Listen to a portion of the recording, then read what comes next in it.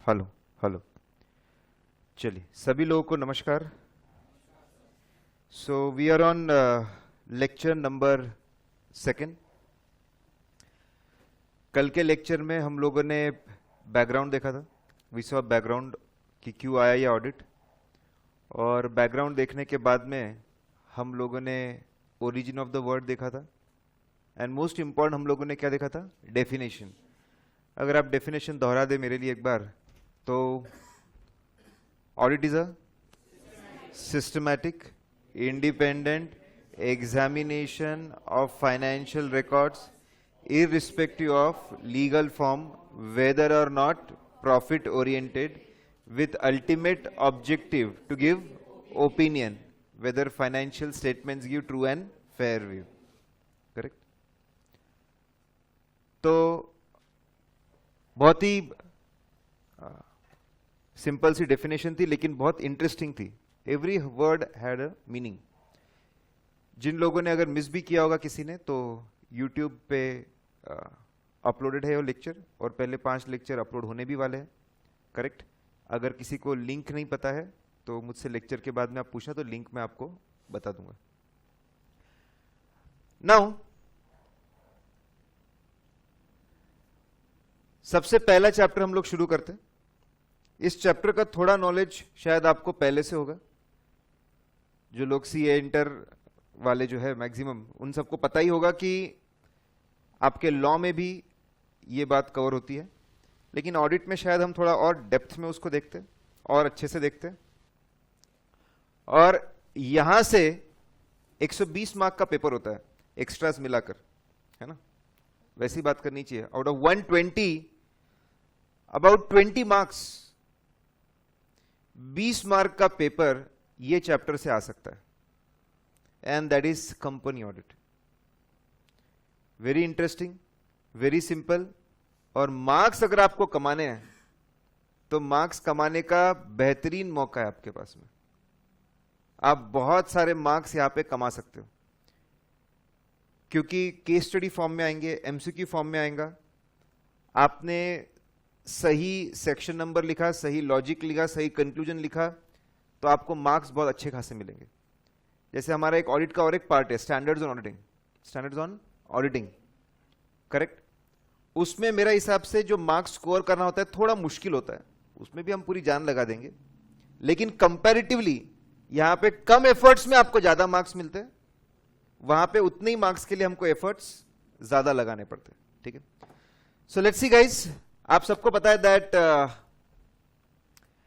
पूरा companies act जो है वो चैप्टर्स में डिवाइडेड है।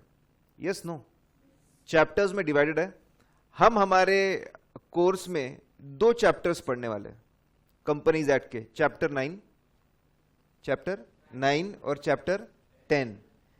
चैप्टर 9 इज सेक्शन 128 से लेके 138। चैप्टर 9 जो books of accounts, financial statement, इन सब चीजों से डील करता है। ठीक है? वो भी देखने वाले हम लोग। और दूसरा सबसे इंपॉर्टेंट, उससे भी ज्यादा इंपॉर्टेंट, चैप्टर 10 ऑडिट के लिए। चैप्टर 10 सबसे ज्यादा इंपॉर्टेंट, सेक्शन 139 से लेकर सेक्शन 148। सेक्शन नंबर बहुत कम है ऑडिट में, क्लास में याद हो जाएंगे। करेक्ट? और ऐसे भी कुछ भी अगर याद होने का थोड़ा भी प्रॉब्लम जाता है तो मेरे से आके बात करना, मैं कुछ भी याद करवा सकता हूं। एनीथिंग, सिर्फ ऑडिट का लेके आना भाई। Bring only audit. करेक्ट? दूसरे सब्जेक्ट में मैं जाना नहीं चाहता, I don't want to go, उतना समय नहीं होता। ऑडिट में आप कुछ भी लेके आओ, एनीथिंग। 2 पेज का डेटा लेके आओ, 3 पेज का डेटा लेके आओ। सर बस मेरे को इतना बोलो सर याद नहीं हो रहा, ऐसा है क्या बेटा? तू चिंता मत कर, अभी तेरे को मैं खाना बना के देता हूं, तेरे को मैं याद करवा दूंगा इसको। करेक्ट? ऐसा नहीं एकदम 20 बार बोल के बता तू, ऐसा नहीं। लॉजिकली कुछ ना कुछ आइडिया फिट करके वो याद करवा दूंगा। ओके, नाउ आपके नोट्स में, ठीक है, आपके नोट्स में पहले कुछ डेफिनेशंस दिए कंपनी एक्ट की। वो डेफिनेशन हम लोग धीरे धीरे देखेंगे जब जब जो डेफिनेशन आएगी। We start with the main thing. ठीक है? Chapter 10 of the companies act. जिनके पास नोट्स नहीं, कोई चिंता की बात नहीं है, स्क्रीन पे देखिए। तो ये टॉपिक्स देखने वाले हम लोग, सो विल सी दैट एक एक करके। ओके, सबसे पहली बात, कौन से कंपनीज को ऑडिट लगता है? फाइनेंशियल स्टेटमेंट का एग्जामिनेशन करवाना और उसकी रिपोर्ट, कौन से कंपनीज, कौन से, which companies have to get their books of accounts audited, financial statements audited? Private companies, public companies, listed, unlisted, और कंपनीज हैविंग कैपिटल थोड़ा एक लिमिट के ऊपर हो या टर्नओवर एक लिमिट के ऊपर हो, ऐसा कुछ, कि ऑल कंपनीज की some conditions? How many of you say all companies? All company सबको ऑडिट लगता है? No one says. आवाज तो आ रही थी, मुझे पता है बच्चों की मेंटेलिटी ऐसे, बोलने में कोरस में सब बोल सकते हैं कोरस में जिसको जो बोलना है बोले हाथ रेस करो, अरे सर किधर। ओके, तो पॉइंट इज कि audit is applicable, audit is applicable to all the companies, सभी कंपनीज को एप्लीकेबल है, whether it is public, private, listed, unlisted. Company बनी कि ऑडिट लगा, सभी कंपनियों को अपना ऑडिट कराना पड़ता है, इसलिए चार्टर्ड अकाउंटेंट्स प्रमोट करते रहते हैं, कंपनी बनाओ। कंपनी बनी कि ऑडिट हर साल मैंडेटरी है, करेक्ट? कहां पे लिखा हुआ है? कोई पर्टिकुलर सेक्शन में डायरेक्टली लिखा हुआ नहीं है, लेकिन हम लोग ये इंप्लाइड इंटरप्रिटेशन निकाल सकते हैं। सर कैसे? बहुत आसान है, ठीक है, बहुत आसान। सेक्शन 129 सबसेक्शन 2 में ऐसा लिखा है, सभी कंपनी के बोर्ड ऑफ डायरेक्टर्स की जिम्मेदारी है, 129(2) में लिखा है, बोर्ड ऑफ डायरेक्टर्स को फाइनेंशियल स्टेटमेंट्स बनाकर एजीएम में पेश करना ही होगा। सभी कंपनीज के बोर्ड ऑफ डायरेक्टर्स को फाइनेंशियल स्टेटमेंट बनाकर कंपनी के एजीएम में पेश करना है, प्रेजेंट करना है, ऐसा लिखा है सेक्शन 129 सबसेक्शन 2 में। अब सेक्शन 143 सबसेक्शन 2 में ऐसा लिखा है, जितने फाइनेंशियल स्टेटमेंट्स एजीएम में पेश होंगे, जितने फाइनेंशियल स्टेटमेंट्स एजीएम में पेश होंगे वो ऑडिटेड होने चाहिए, और उसकी ऑडिट रिपोर्ट भी साथ में पेश करनी पड़ेगी, ताकि शेयर होल्डर्स को पता हो कि ये जो सामने रखा है इस पे विश्वास करना कि नहीं करना। 129(2) में बोला है पेश करना कंपलसरी है, और 143(2) में बोला है कि उसका ऑडिट होना कंपलसरी है। अगर हम इंटरप्रिटेशन निकाले, फिर एजीएम होती हर साल, एजीएम होती हर साल, एजीएम होती हर साल, मतलब फाइनेंशियल स्टेटमेंट पेश होंगे हर साल, मतलब उसका ऑडिट भी होगा हर साल। बहुत ही आसान है, डायरेक्टली कहीं लिखा नहीं है, लेकिन इंप्लाइड इंटरप्रिटेशन है, करेक्ट? कि एजीएम हर साल होगी, उसमें फाइनेंशियल स्टेटमेंट्स हर साल पेश होंगे और उसका ऑडिट हर साल होगा, करेक्ट? तो बिना किसी डाउट के कोई कंपनी में भेदभाव नहीं है, ओपीसी हो, स्मॉल कंपनी हो, डॉर्मेंट कंपनी हो, करेक्ट, टर्नओवर लॉस में हो, प्रॉफिट में हो, कैसी भी कंपनी हो, कंपनी बनी तो ऑडिट तो होगा। Is everyone clear about this? Okay, now बहुत ही आसान। अब ये हमने समझ लिया कि ऑडिट कंपलसरी है, ऑडिट इज मैंडेटरी। कौन करेगा ये काम? कौन है वो होनहार, बुद्धिमान, शक्तिमान व्यक्ति? कौन है वो प्रोफेशनल जो इतना नॉलेजेबल भी हो और इतना ट्रस्टवर्दी हो? Who will perform this particular duty? कौन परफॉर्म करेगा? Correct, chartered accountant. तो सेक्शन 141 हमको बताता है क्वालिफिकेशंस। क्या बताता है? क्वालिफिकेशंस। और आगे देखेंगे डिस्क्वालिफिकेशंस। क्वालिफिकेशन मतलब बहुत आसान, कि कौन सा व्यक्ति ऑडिट कर सकता है, who is eligible to do audit. बहुत सिंपल इसमें लिखा है, section 141 subsection 1, section 141 subsection 1, subsections में बताता रहूंगा, करेक्ट? बच्चों को ऐसा लगना नहीं चाहिए सर को नहीं आता, करेक्ट, मैं बताता रहूंगा, लेकिन fact of the matter is by the time we reach, classes खत्म होती है, हम सेल्फ स्टडी करते हैं, रिवाइज करते हैं और एग्जाम में हम लिखने आते हैं, अगर आपको सेक्शन नंबर भी याद होते हैं, that is good enough, that is good enough, correct. Section number भी अगर आपको याद है और कुछ सबसेक्शन नंबर याद रह जाते तो इट्स एब्सोल्युटली फाइन। कभी कभी क्या बच्चे बहुत ज्यादा समय उसमें वेस्ट कर देते हैं, एक एक सबसेक्शन ही बच्चा रट रहा है और मेन कंटेंट बाजू में रह गया, ऐसा हो सकता है। You have to be intelligent in CA and you need to be smart also. वो सबसेक्शन रटने में आप जितना समय और फिर याद करने के बाद में भी उसमें कंफ्यूजन हो रहा है और वो दिक्कत दे रहा है आखिरी में, तो मेरा तो ऐसा बोलना है, जो चीज डाइजेस्ट नहीं कर सकते हो खाना ही नहीं। एक बार पता है हमको, इट्स ओके, सेक्शन नंबर आपने लिखा, इट इज फाइन, करेक्ट, उसके बेसिस पे आप लिख कर आइए, आपका बहुत अच्छा आंसर है and you are suppose to get good marks. आपने अच्छा एक्सप्लेनेशन अगर साथ में दिया हुआ है तो, करेक्ट। तो सेक्शन 141 सबसेक्शन 1 में ऐसा लिखा है, अ chartered accountant is eligible, a chartered accountant is qualified to perform audit of the company। लेकिन फिर सेक्शन 2 सबसेक्शन 17 है। सेक्शन 2 बोलते से दिमाग में क्या आना चाहिए? डेफिनेशन। सेक्शन 2 सबसेक्शन 17, सभी एक्ट में सेक्शन 2 रहते ही है। वहां पे ऐसा लिखा है, जहां जहां पे चार्टर्ड अकाउंटेंट वर्ड आएगा पूरे एक्ट में, it will mean chartered accountant having certificate of practice. क्योंकि चार्टर्ड अकाउंटेंट बनने के बाद आप ब्रॉडली 3 चीजें कर सकते हो। नंबर 1, सीए बने आप, सीए इंस्टीट्यूट से आप सर्टिफिकेट ऑफ प्रैक्टिस लीजिए, खुद का ऑफिस सेटअप करिए, पार्टनरशिप में जाइए and provide chartered accountancy services to the society, to everyone, correct.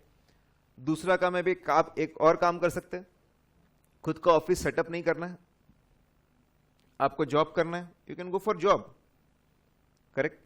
Job के लिए अगर आपको जाना है तो आपको सर्टिफिकेट ऑफ प्रैक्टिस की जरूरत नहीं है। और तीसरा काम और आप कर सकते हैं, you can go for business, कुछ और काम कर लीजिए। सीए बने तो बस यही काम करना है ऐसा जरूरी नहीं है, करेक्ट। किसी को आगे जाके समझा that he is very good at radio, और रेडियो जॉकी बनना है, बन सकते हैं आप, व्हाई नॉट। कुछ और अपॉर्चुनिटी मिलती वो भी कर सकते हैं, correct. All this knowledge will be always with you. तो 3 चीजें ब्रॉडली कर सकते हैं। बिजनेस भी करना है तो आपको सर्टिफिकेट ऑफ प्रैक्टिस की जरूरत नहीं है। तो लॉ ने बहुत होशियारी दिखाई।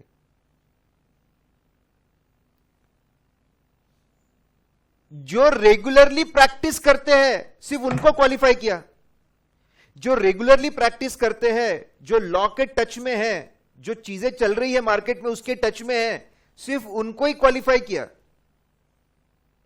सबको क्वालिफाई नहीं किया। All chartered accountants are not qualified, only chartered accountants having certificate of practice, only they are qualified. Is this point clear? Correct, बहुत आसान है, बहुत ही सिंपल सा है। सेक्शन 141 सबसेक्शन 1 में बोला है सीए, सेक्शन 2 सबसेक्शन 17 बोला सीए, बोला तो क्या रहेगा? CA having COP, certificate of practice. तो in short CA having COP is qualified. भाई एक्ट बदला, सबसे पहले जाके मैंने यही देखा।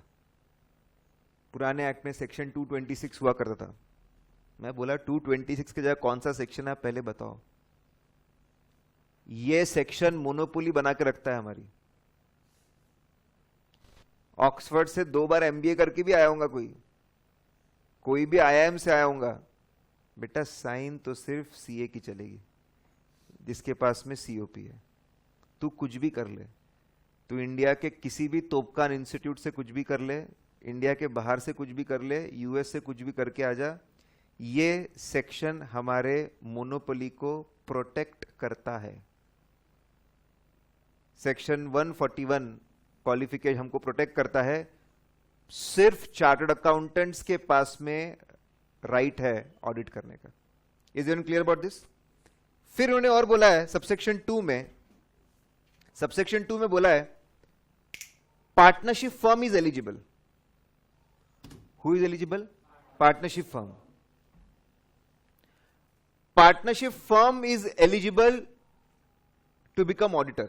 अच्छा, मतलब कंपनी में आप individual chartered accountant having COP उसको अपॉइंट कर सकते हो सबसेक्शन 1 के हिसाब से, या फिर पार्टनरशिप फर्म है चार्टर्ड अकाउंटेंट्स की, there is a partnership firm, बहुत सारे लोग पार्टनरशिप फर्म में काम करते हैं, खर्चे बढ़ जाते हैं, इकोनॉमीज ऑफ स्केल का फंडा है, तो ऐसे पार्टनरशिप फर्म को भी आप अपॉइंट कर सकते हो एज पर सबसेक्शन 2।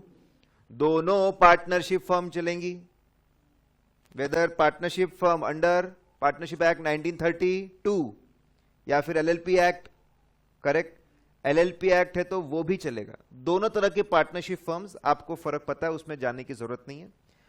जो पुरानी पार्टनरशिप फर्म है उसमें लायबिलिटी इज अनलिमिटेड पार्टनर्स की, और जो नया है उसमें लायबिलिटी इज लिमिटेड, करेक्ट।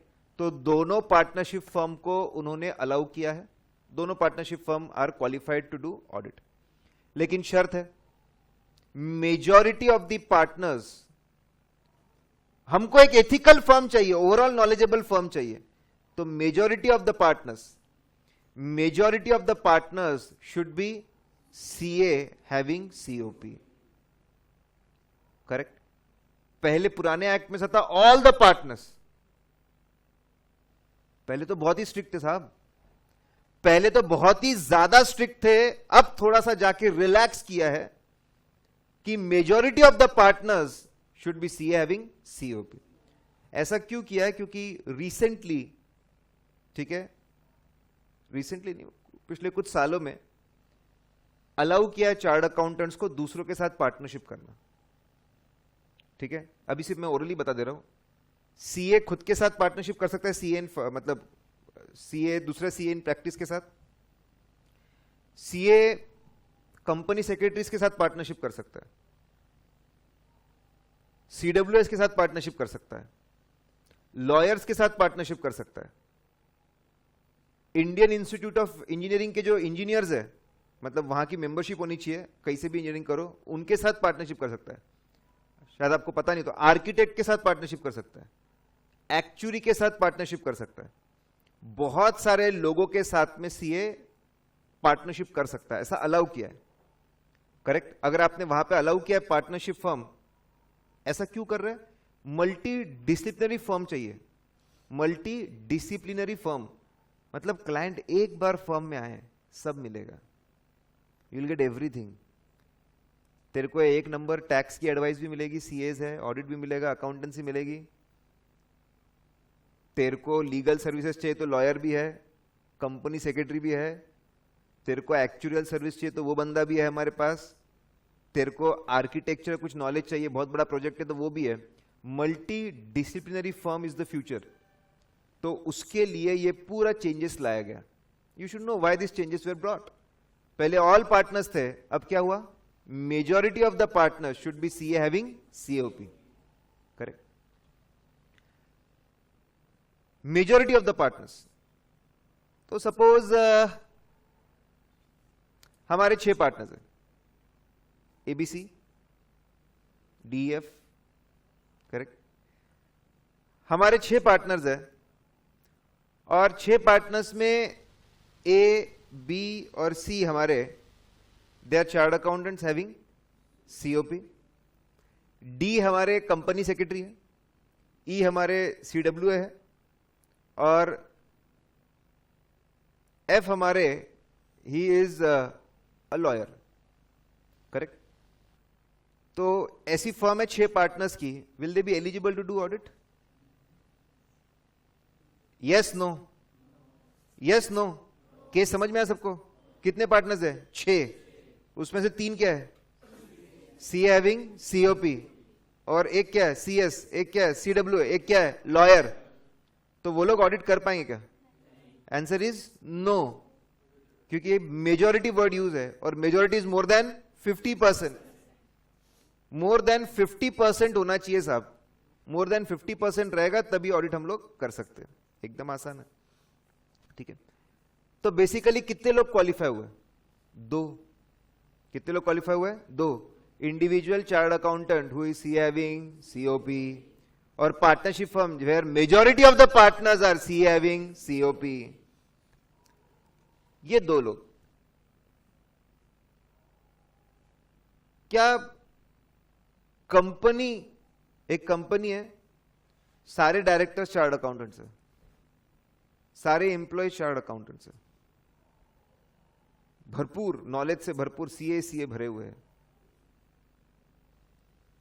क्या उनको हम ऑर्डर अपॉइंट कर सकते हैं? Yes no? Yes no? Qualification की लिस्ट में नहीं है वो. क्वालिफिकेशन की लिस्ट में कितने लोग हैं? सिर्फ दो. क्यों ऐसा? पूरी दुनिया को हम बोलते कंपनी बनाओ, पूरे दुनिया को बोलते तुम कंपनी बनाकर काम करो, आगे बढ़ोगे. खुद की बारी आती है, खुद की बारी आती है तो company format, company firm is not qualified to do audit. Why?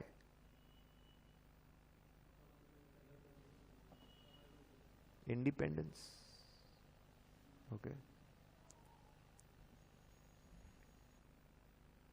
क्यों ऐसा? मतलब आई वांट टू आस्क, देखो इससे बहुत बड़ा इंपैक्ट है प्रैक्टिकल लाइफ में, आप समझ नहीं पा रहे होंगे. नजर उठा के देखो कहीं पर भी एक अकेले CA का बोर्ड दिखता है या फिर पार्टनरशिप फर्म का, कहीं पर भी चले जाओ आप, हर जगह पे कंपनी का आपको बोर्ड नहीं दिखेगा. चार्ट अकाउंटेंट्स की कंपनी, अच्छा एंड कंपनी लिखते हैं ना, वो कंपनी नहीं होता. It is a firm, correct? It can be proprietorship, it can be partnership firm also. And company लिखने की हमारी प्रथा है, ठीक है, बचपन से लिखे आ रहे. एंड सन्स मतलब फादर और उनके बच्चे काम करते हैं, ठीक है. आमिर खान साहब ने लाया एंड डॉटर्स, करेक्ट.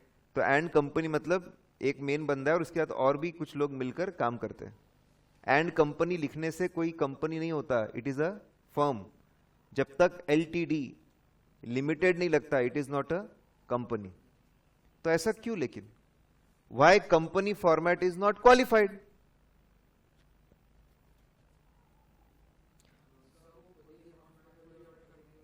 नहीं,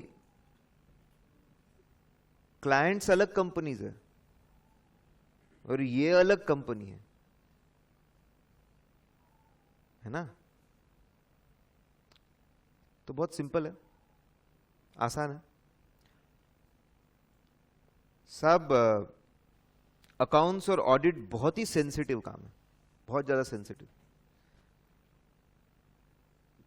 कैश बुक में रिसीट साइड, कैश बुक सबको पता है, रिसीट्स एंड पेमेंट्स. 26 नंबर के पेज पे कैश बुक में टोटल आ रही थी कैश बुक की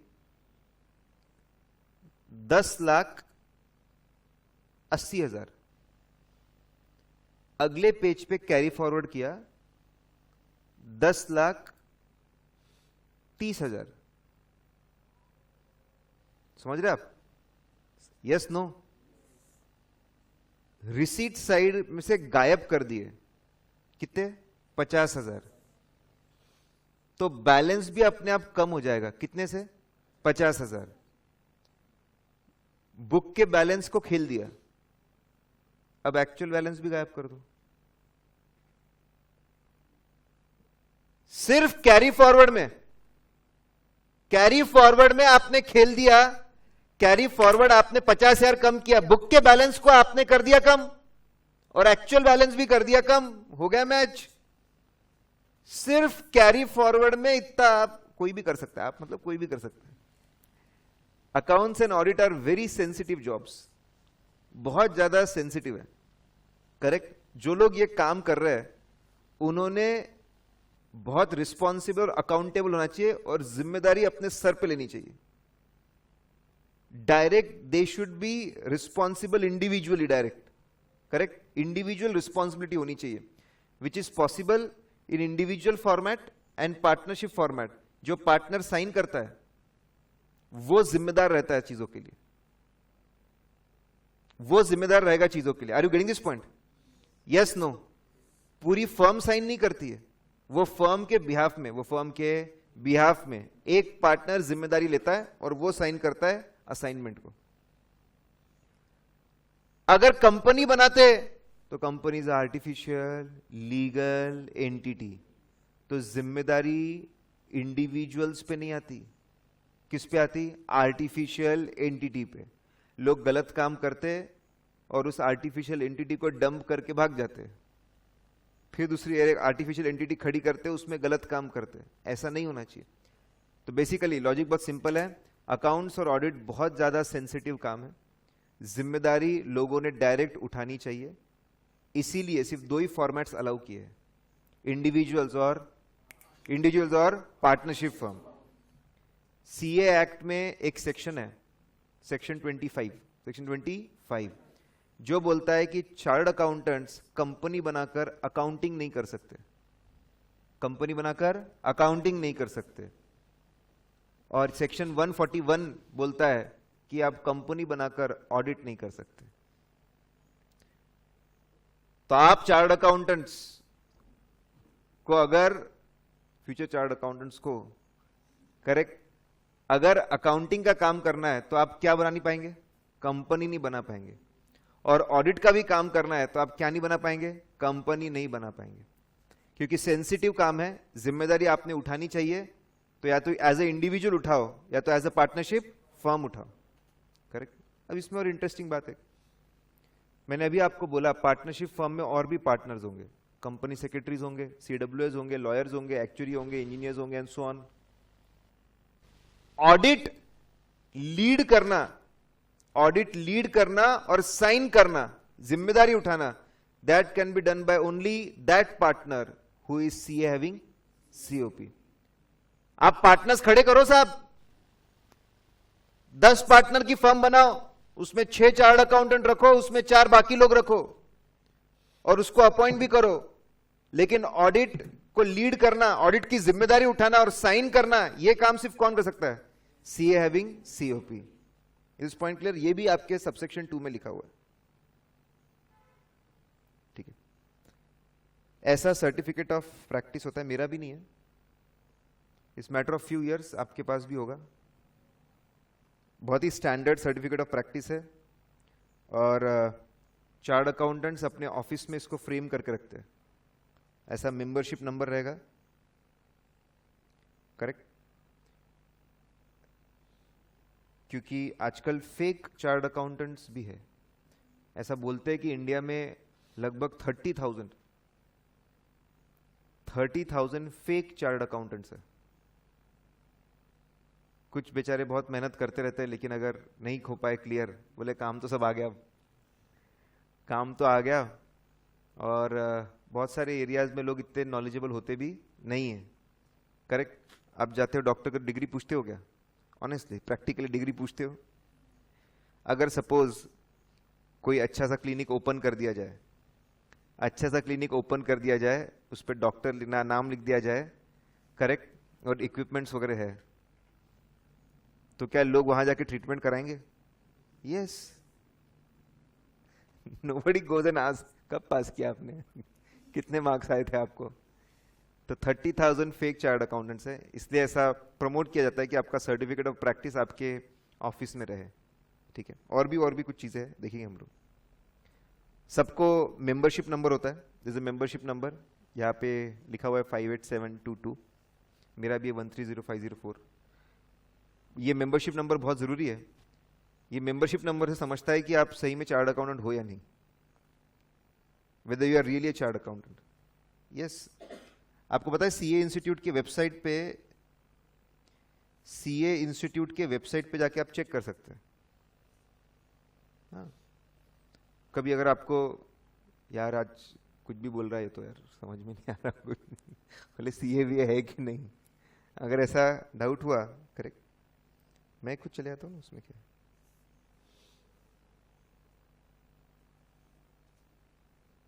If you go to the CA Institute का वेबसाइट ici.org,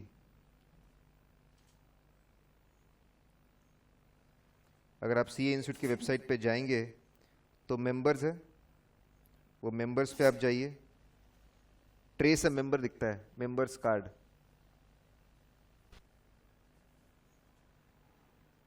वैसे अपने को मेंबर्स रजिस्टर चाहिए, लिस्ट ऑफ मेंबर्स मिलेगा आपको। Search members database by membership number.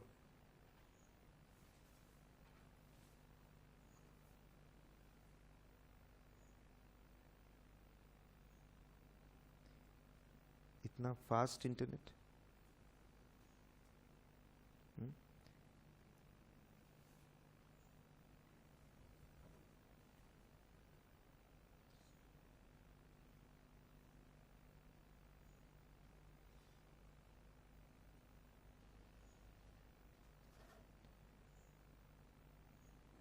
बोलेंगे सर हमारा ओपन हो चुका है। चलो, ना जियो चले ना एयरटेल, कोई बात नहीं, जब खुलेगा तब देख लेंगे। तो सर्टिफिकेट ऑफ प्रैक्टिस है, ठीक है। Okay, now so we are through with बहुत ही सिंपल सा, we have started chapter number 10 and that is company audit. Company audit हमने शुरू किया। पहले हमने क्या पढ़ा? Applicability, it's applicable to all the companies. फिर हमने क्या देखा? क्वालिफिकेशन, दो तरह के लोग क्वालिफाइड है, करेक्ट। अब डिस्क्वालिफिकेशंस। कल ही हम लोगों ने डेफिनेशन में बहुत एम्फसाइज किया कि जो बंदा ऑडिट कर रहा है वो इंडिपेंडेंट होना चाहिए। वो कैसा होना चाहिए साहब? इंडिपेंडेंट। बंदा इंडिपेंडेंट होना चाहिए मतलब वो बंदा फाइनेंशियली, पर्सनली, लीगली डिपेंडेंट नहीं होना चाहिए। डिपेंडेंट नहीं होना चाहिए किसके ऊपर? कंपनी। नहीं तो हमेशा किसके फेवर में रिपोर्ट देगा? कंपनी के, और ऑडिट करवाने का कोई मतलब नहीं बनेगा। तो इंडिपेंडेंस को मेंटेन करने के लिए लॉ ने खुद बहुत सारे लोगों को डिस्क्वालीफाई कर दिया। बहुत सारे लोग क्या किया है साहब? डिस्क्वालीफाई कर दिया। विल सी दैट किसको डिस्क्वालीफाई किया। तो मतलब अगर ऑडिट करना है तो बंदा क्वालिफाइड भी होना चाहिए, और डिस्क्वालीफाइड नहीं होना चाहिए। Do you agree with me? Yes, no? Okay. अब ये जो कंडीशंस है डिस्क्वालिफिकेशन की, ये हमको कब देखनी है?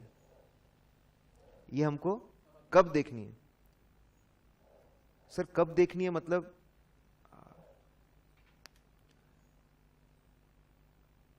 जैसे वोटिंग करते, यस नो? वोटिंग अगर करना है तो 18 इयर्स का एज चाहिए, यस नो? करेक्ट। तो 18 इयर्स का एज कब चेक करते हैं? वोटिंग के दिन बंदा 18 इयर्स से ऊपर होना चाहिए, या फिर उसके पहले कट ऑफ डेट होती है 1 जैन। जैसे 1 जैन के दिन उसने 18 इयर्स का एज अटेन कर लेना चाहिए। जैसे 1 जैन होती है जनरली कट ऑफ डेट, जब भी जो 2019 के इलेक्शन आएंगे तो कट ऑफ डेट 1 जैन है। 1 जैन को अगर आप 18 साल के हो चुके हो, करेक्ट, अगर हो चुके हो आप, तो फिर आप जो वोटिंग होगी मई में वोटिंग होगी, करेक्ट, जो एग्जाम पोस्टपोन होने के पूरे चांसेस है। May exams may get postpone by 15-20 days, it may go to June, a month का पोस्टपोनमेंट, करेक्ट, मिल सकता है आपको। मेरा तो आईपीसीसी में भी पोस्टपोन हुआ था, करेक्ट, और फाइनल में भी पोस्टपोन हुआ था। एक बार स्टेट इलेक्शन थे, एक बार सेंट्रल इलेक्शन थे, तो 2 बार पोस्टपोन हुआ था।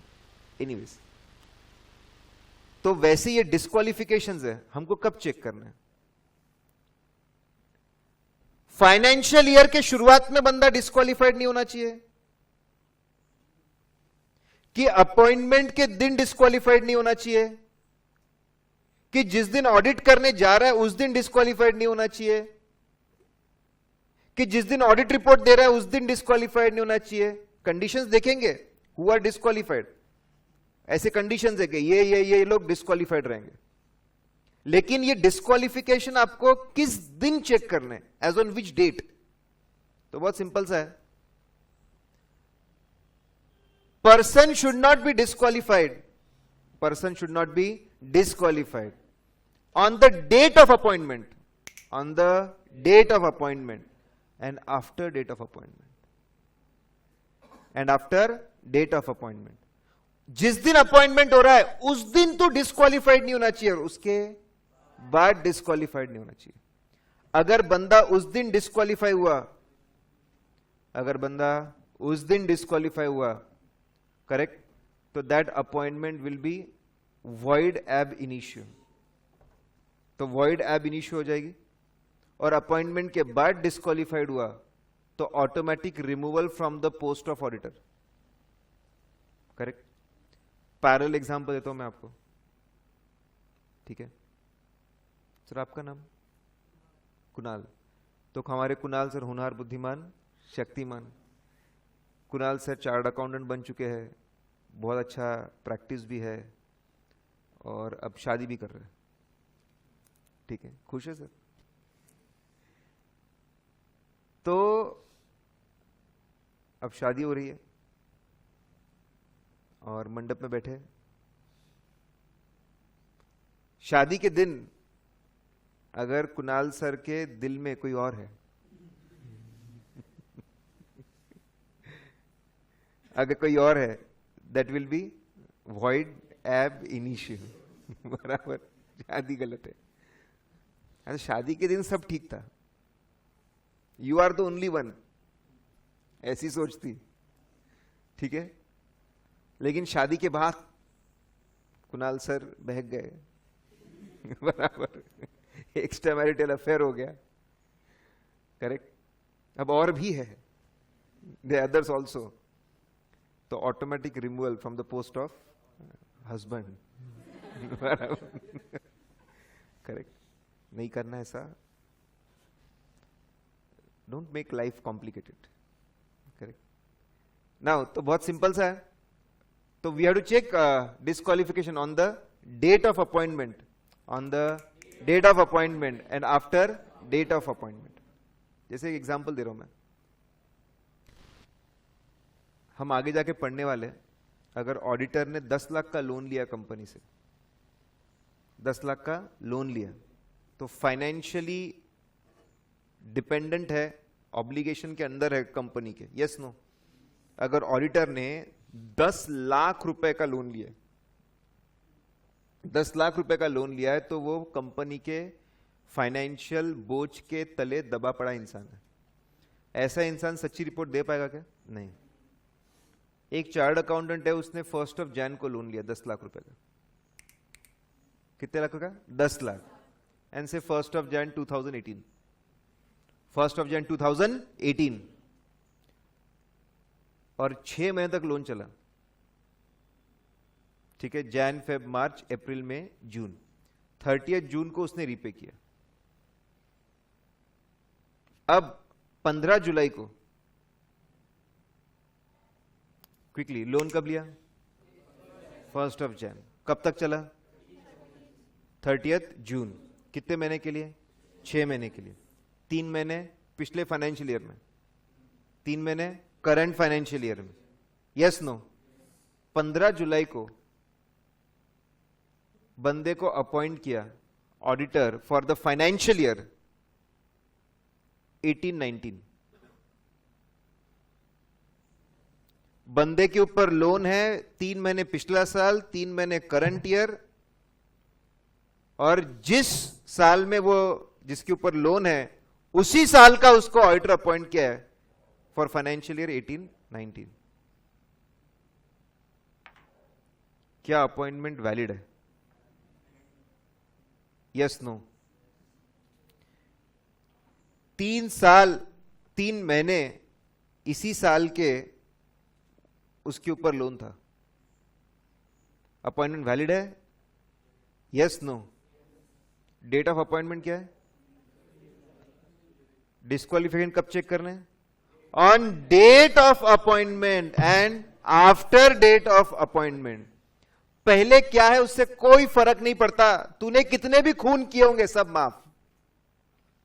what you have done 14 जुलाई तक क्या है उससे कोई फर्क नहीं पड़ता। तेरे ऊपर कितने भी लोन थे, तूने कुछ भी किया, उससे कोई फर्क नहीं पड़ने वाला, नथिंग। लॉ में ऐसी वर्डिंग नहीं है, disqualification should be checked for that financial year, ऐसा नहीं है wording, from the date of appointment.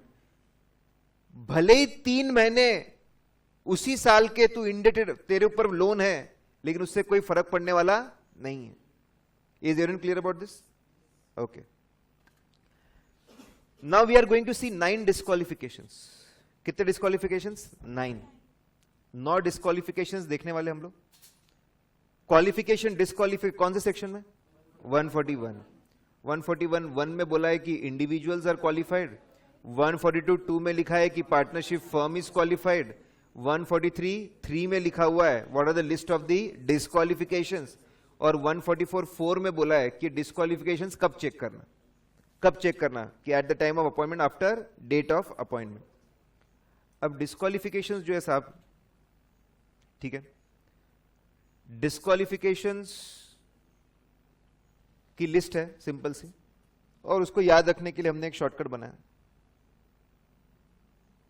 Correct. In big props आपने डांस शोज देखे होंगे, देखते हैं डांस शोज कौन से आते हैं? DID आता है, और क्या लिटिल मास्टर, बिग मास्टर, कुछ रहता है ना ऐसा, कुछ बहुत सारे रहते हैं। आज तो नाम वाम तो अलग ही है। हाँ, डांस शो चल रहा है, देख सकते हैं। तो प्रॉप्स होते ना उसमें, कभी चेयर देते, कभी कुछ देते, उसको यूज करके डांस करते, प्रॉप्स। कभी हैट देते। हाँ, तो ऐसे टाइम पास है। मेमोरी का रूल है साहब कि जितना वियर्ड रहेगा उतना दिमाग में रिटेंशन ज्यादा होता है। जितना weird, in big props there is a challenge. Challenge होता है उसको, उसके साथ डांस करना, and there is a chance of failure कि डांस फ्लॉप हो जाएगा। बस ये हमारा शॉर्टकट है, ठीक है। B stand for business relationship. अगर चार्टर्ड अकाउंटेंट का कंपनी के साथ में बिजनेस का व्यवहार है, बिजनेस चलता है, तुम कंपनी से जुड़े हुए हो, तुम क्या सच्ची रिपोर्ट दोगे? You will be disqualified. सबको डिटेल में देखेंगे बाद में। P stand for prohibited services. P stand for prohibited services. आप कंपनी को, ठीक है, बड़ी बड़ी सर्विसेज दे रहे हो, बड़ी बड़ी सर्विसेज। कंपनी का फाइनेंस पूरा आप संभालते हो, पैसा किधर से आएगा, कहां कहां से आएगा, कहां कहां पे जाएगा, पूरा इन्वेस्टमेंट आप संभालते हो। कंपनी के साथ आपका रोज का उठना बैठना है। तुम कभी कंपनी के अगेंस्ट रिपोर्ट दे पाओगे? इसलिए तुमको भी क्या कर दिया? डिस्क्वालिफाइड। बराबर। B stand for business relationship. अगर आपका कंपनी के साथ में, डिटेल में देखेंगे बाद में, बिजनेस रिलेशनशिप है, भैया आप जुड़े हुए हो, आप ऑडिट नहीं कर सकते, डिस्क्वालिफाइड। आप बड़ी बड़ी सर्विसेज देते हो, प्रोहिबिटेड सर्विसेज देते हो, नहीं बोला था वो भी सर्विसेज आप देते हो, तो again you will be disqualified. Correct. R stand for relatives. भैया आपके रिश्तेदार कंपनी में डायरेक्टर बन के बैठे हैं, आपके पिताश्री MD है, आपके लोग बैठे हुए हैं, अपने लोगों के अगेंस्ट जाओगे क्या कभी? तुम कभी नहीं जा पाओगे, जूते पड़ेंगे घर पे। तो जब तुम नहीं जा पाओगे तो ऑडिट कर ही क्यों रहे हो? अगर आपके रिश्तेदार बड़े बड़े पोस्ट पे बैठे हैं तो वापस आप क्या हो जाएंगे साहब? Disqualified. O stand for officer और employ of the company. Company को चलाने वाले ऑफिसर, कंपनी के रहमो करम पे चलने वाले एम्प्लॉयज। जो लोग कंपनी को चला रहे हैं, जो या फिर जो कंपनी के रहमो करम पे चल रहे हैं, ऐसे लोग कभी कोई सच्ची रिपोर्ट दे पाएंगे क्या? आप भी क्या हो जाएंगे? डिस्क्वालिफाइड। कानून के हाथ लंबे होते हैं, बहुत लंबे होते हैं। करेक्ट। ये कौन थे? ऑफिसर्स। ये कौन थे? एम्प्लॉयज। ये तो गए, इनसे जुड़े हुए लोग भी गए। पार्टनर्स, पार्टनर्स और एम्प्लॉयज, क्या बोला साहब, पार्टनर्स और एम्प्लॉयज ऑफ ऑफिसर्स और एम्प्लॉयज। ऑफिसर के जो पार्टनर्स होंगे जितने भी, दे विल बी डिस्क्वालिफाइड, क्योंकि आप इनडायरेक्टली जुड़े हुए हो कंपनी से। Partners of the officers, employees of the officers, partners of the employees and employees of the employees. समझ रहे क्या आप सब? हम आगे डिटेल में हम देखेंगे। पहले किसको उड़ाया? ऑफिसर्स और एम्प्लॉयज। फिर बोले तुमसे जुड़े हुए लोग भी चले जाएंगे। अब उनसे जुड़े हुए लोग कौन? पार्टनर्स और एम्प्लॉयज ऑफ ऑफिसर और एम्प्लॉयज। इनको भी बाहर कर दिया, इसलिए बोला कानून के हाथ बहुत लंबे। ऐसे सब लोग जो डाउटफुल है, जो जिम्मेदारी को नहीं उठा पाएंगे, बाहर। नहीं चाहिए हमको, रिस्क ही नहीं चाहिए लाइफ में, सब बाहर। तुम बराबर नहीं, जिम्मेदारी को नहीं निभा पाओगे, थोड़ा सा डाउट लग रहा है हमको, बाहर कर दो। करेक्ट। एस स्टैंड फॉर, आगे देखेंगे हम लोग, S stand for securities, indebtedness and guarantee करके हम देखेंगे। Securities, securities English is a funny language.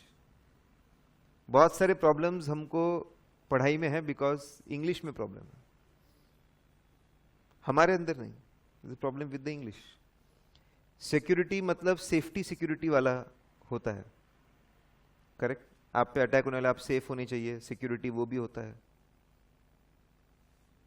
आपके पैसे डूब ना जाए इसलिए आप लोगों से क्या लेते हो? सिक्योरिटी, वो भी होता है। और फाइनेंशियल इंस्ट्रूमेंट, उसी को भी हम क्या बोलते हैं? Security. English is a funny language. हमारा दोष नहीं है, इंग्लिश का दोष है। कोई बात नहीं, वो दोष के साथ जीना पड़ेगा हमको। तो कॉन्टेक्स्ट के हिसाब से वर्ड का मतलब बदल जाएगा। अगर आपने यहां पे जो सिक्योरिटी का मतलब है यहां पे, उसका मतलब है फाइनेंशियल इंस्ट्रूमेंट्स। तुमने पैसा लगाया, डिस्क्वालिफाइड। पैसा लिया कंपनी से, डिस्क्वालिफाइड। कंपनी के फाइनेंशियल इंस्ट्रूमेंट में पैसा लगाया, शेयर, डिबेंचर, बॉन्ड, गए तो विल बी डिस्क्वालिफाइड। पैसा लिया, डिस्क्वालिफाइड। आगे डेप्थ में देखेंगे। In big props there is a challenge. C stand for ceiling limit, C stand for ceiling limit.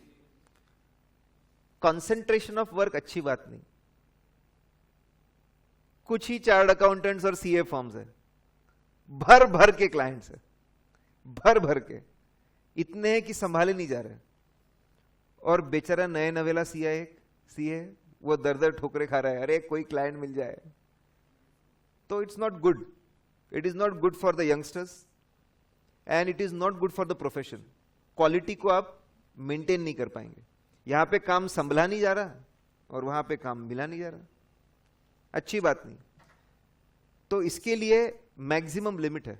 एक चार्ट अकाउंटेंट ज्यादा से ज्यादा कितने ऑडिट कर सकता है, उसकी लिमिट है, उसको सीलिंग लिमिट, मैक्सिमम। करेक्ट, हम वो देखेंगे। There is a challenge and chance of failure. C stand for corporates, artificial legal entities. अभी हमने बोला कि हम चाहते हैं कि इंडिविजुअल जिम्मेदारी ले अपने सर पे, आर्टिफिशियल लोग नहीं चाहिए हमको, इसलिए आर्टिफिशियल लोगों को क्या कर दिया? डिस्क्वालीफाई। ये तो डबल वार है, एक तो क्वालिफाई नहीं किया, एक तो क्वालिफाई नहीं किया, और उसके बाद में और क्या बोल दिया? डिस्क्वालिफाइड। उसको भी देखेंगे। F stand for fraud. हमको बहुत स्ट्रिक्ट होने की जरूरत है इस मामले में, बहुत ज्यादा, as a nation, as a country, as a world also. Young जो जनरेशन है, करेक्ट, मेरे और आप में जनरेशन में थोड़ा फर्क है, और लेकिन ये थॉट शायद कितने लोगों को ऐसा लगता है कि एक बड़ा हाथ मारना चाहिए इतने करोड़ का, फिर देख लेंगे जो भी है।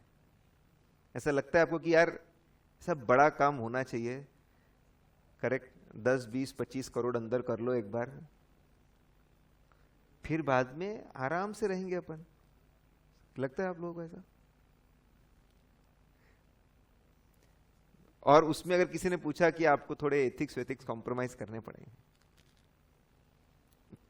एथिक्स थोड़े गलत काम आपको करने पड़ेंगे, झूठ बोलना पड़ेगा, झूठी बातें बोलनी पड़ेंगी, झूठे डॉक्यूमेंट्स देने पड़ेंगे, करेक्ट?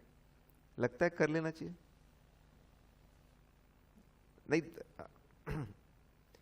अभी आप कुछ भी बोलो उससे कोई फर्क नहीं पड़ता।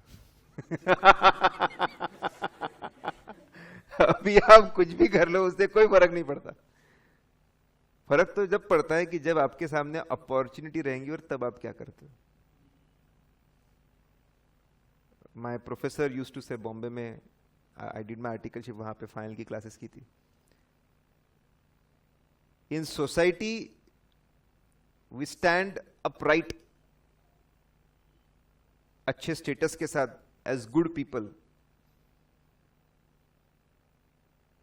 only because we never had opportunity to do something bad.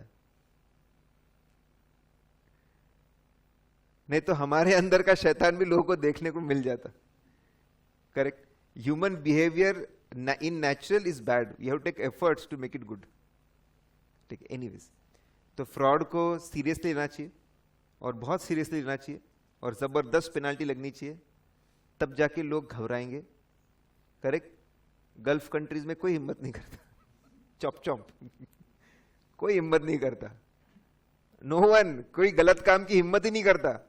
मतलब दुबई में जो इंडिया के, पाकिस्तान के, बांग्लादेश के तड़ीपार लोग हैं, क्रिमिनल्स है, वो भी जाके एकदम चुपचाप रहते और अच्छे से काम करते क्योंकि चॉप चॉप है। गलत किया कि जबरदस्त एक्शन है। तो नए कंपनीज एक्ट में फ्रॉड किया तो 10 साल के लिए बैन, आप ऑडिट कर नहीं पाएंगे। ध्यान देंगे साहब, नॉट डिस्क्वालिफाइड। क्विकली, मैंने बोला कि आपको समझ में भी आना चाहिए और रिटेंशन भी एक इंपॉर्टेंट चीज है। और अब कोई पूछेगा सर ऐसा क्वेश्चन आता क्या सारे नॉट डिस्क्वालिफिकेशन लिखो? नहीं आता, अरे सही में नहीं आता, लेकिन एग्जाम में जब केस आता तो आपके दिमाग में नॉट डिस्क्वालिफिकेशन फटाफट घूमने चाहिए। कौन सा डिस्क्वालिफिकेशन लग रहा है एक बार सोच लेना पड़ता है, करेक्ट? तब ये काम आता है।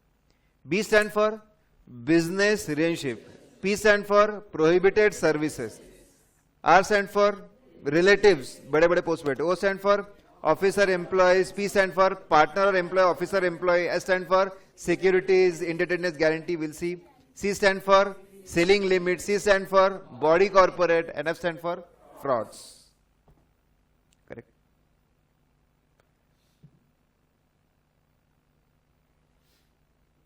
अब सेक्शन 141 सबसेक्शन 3, उसमें clause E, correct? Business relationship बहुत इंटरेस्टिंग सा है। आप लोगों को यू आर फाइन, गर्मी वर्मी तो नहीं हो रही? नहीं, मेरे को हो रही है यहाँ पे। और लाइट्स लगाने इनको यार, और लाइट्स लगाने। ओके, पहले टेक्स्ट है। टेक्स्ट में हमको इतना इंटरेस्ट नहीं है। आपके नोट्स इस तरीके से बने हुए हैं कि समझ में भी आपको आ जाएगा, रिटेन भी आप कर सकते हो और एग्जाम में रिवाइज आप बहुत फास्ट कर पाएंगे इसके थ्रू। और ये बहुत सिंपल सिंपल सा भी है। और ये पूरा गेम अब यहां पे इमेज का है, ध्यान देंगे साहब, बहुत ही simple. It has been proved that जितने भी चार्ट्स होते हैं वो दिमाग में बहुत फास्ट आप रिटेन कर सकते हैं। आपके सीए इंडिविजुअल खड़ा है बंदा, चार्ट अकाउंटेंट, और उसके नीचे 3 लोग साथ में खड़े, आपकी पार्टनरशिप फर्म। इंडिविजुअल पर्सन या फर्म का अगर बिजनेस रिलेशनशिप है, क्या है साहब? बिजनेस रिलेशनशिप किसके साथ? कंपनी के साथ, या कंपनी के होल्डिंग के साथ, या कंपनी के सब्सिडरी के साथ, या कंपनी के को सब्सिडरी के साथ, या कंपनी के एसोसिएट के साथ, या एसोसिएट के सब्सिडरी के साथ। किसी के भी साथ में, किसी के भी साथ में। और ये जो नंबर ऑफ कंपनीज है हर पॉइंट पे बदलती जाएगी, हर पॉइंट पे बदलेगी, और यहीं पे गेम आएगा, एग्जाम में क्वेश्चन आएगा। तो आप कैसे याद रखोगे? तो आपको ये चार्ट दिमाग में याद होना चाहिए। हाँ भाई, मेरे को ऐसा याद आ रहा है, बिजनेस रिलेशनशिप में हाईएस्ट नंबर ऑफ कंपनीज है, सबसे ज्यादा कंपनीज यहां पे। अगर सीए का या फर्म का, अगर सीए का या फर्म का क्या रहता है? बिजनेस रिलेशनशिप किसके साथ? कंपनी के साथ, या कंपनी के होल्डिंग के साथ, या उसके सब्सिडरी के साथ, या फिर उसके को सब्सिडरी के साथ, या उसके एसोसिएट के साथ, या एसोसिएट के सब्सिडरी के साथ। करेक्ट? तो डिस्क्वालीफाइड। अब सिंपल सी चीज, होल्डिंग सब्सिडरी रिलेशनशिप कब एस्टैब्लिश होता है? किस कोई भी दो कंपनीज में होल्डिंग सब्सिडरी रिलेशनशिप कब एस्टैब्लिश होता है? When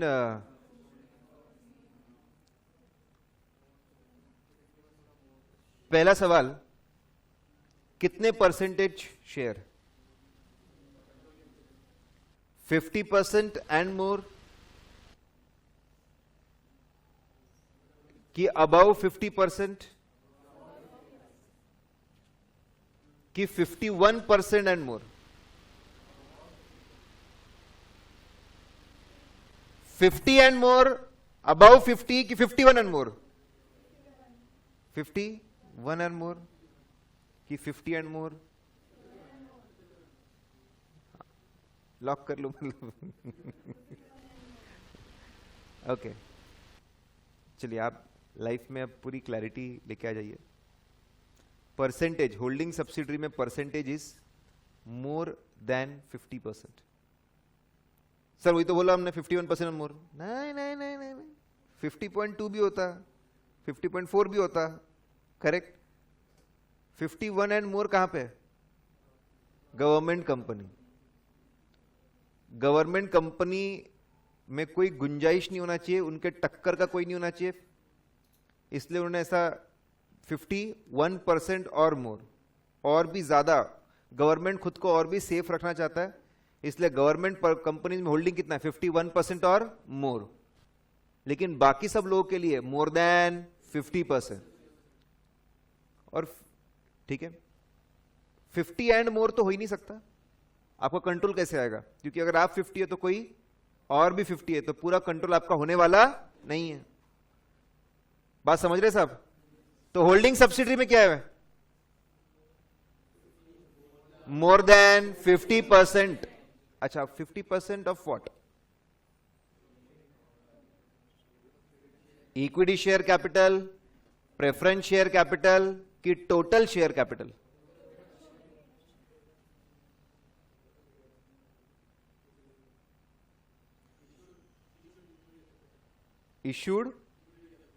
issued equity capital.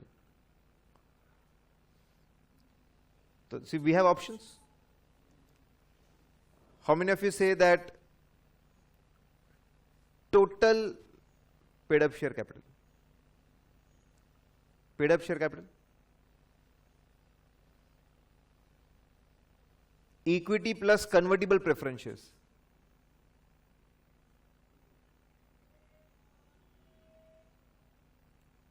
Equity plus convertible preferences,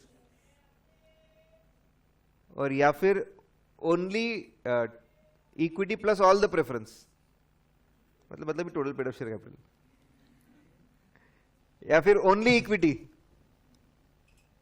okay, the answer is it is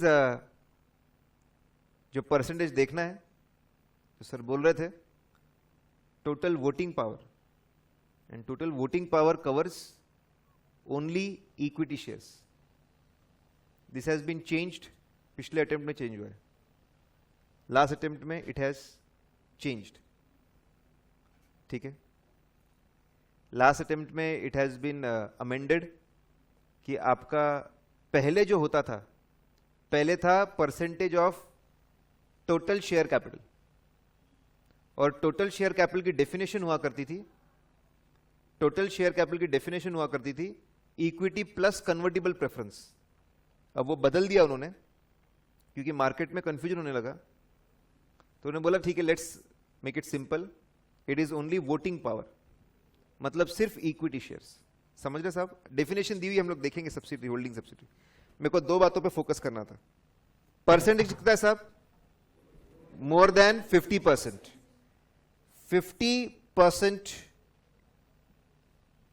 आपका जो 50% है, करेक्ट, उससे ज्यादा होना चाहिए होल्डिंग सब्सिडरी के लिए। अब होल्डिंग का पता चल गया कि जिसके पास मोर देन 50% हो। सब्सिडरी मतलब जिसके मोर देन 50% हमारे पास है। और परसेंटेज किस चीज का साहब? टोटल वोटिंग पावर का। ठीक है, so we know about the holding. क्योंकि पहली बार आ रहा है तो हमको पता होना चाहिए कि ये वर्ड्स का मतलब क्या है। नाउ को सब्सिडरी,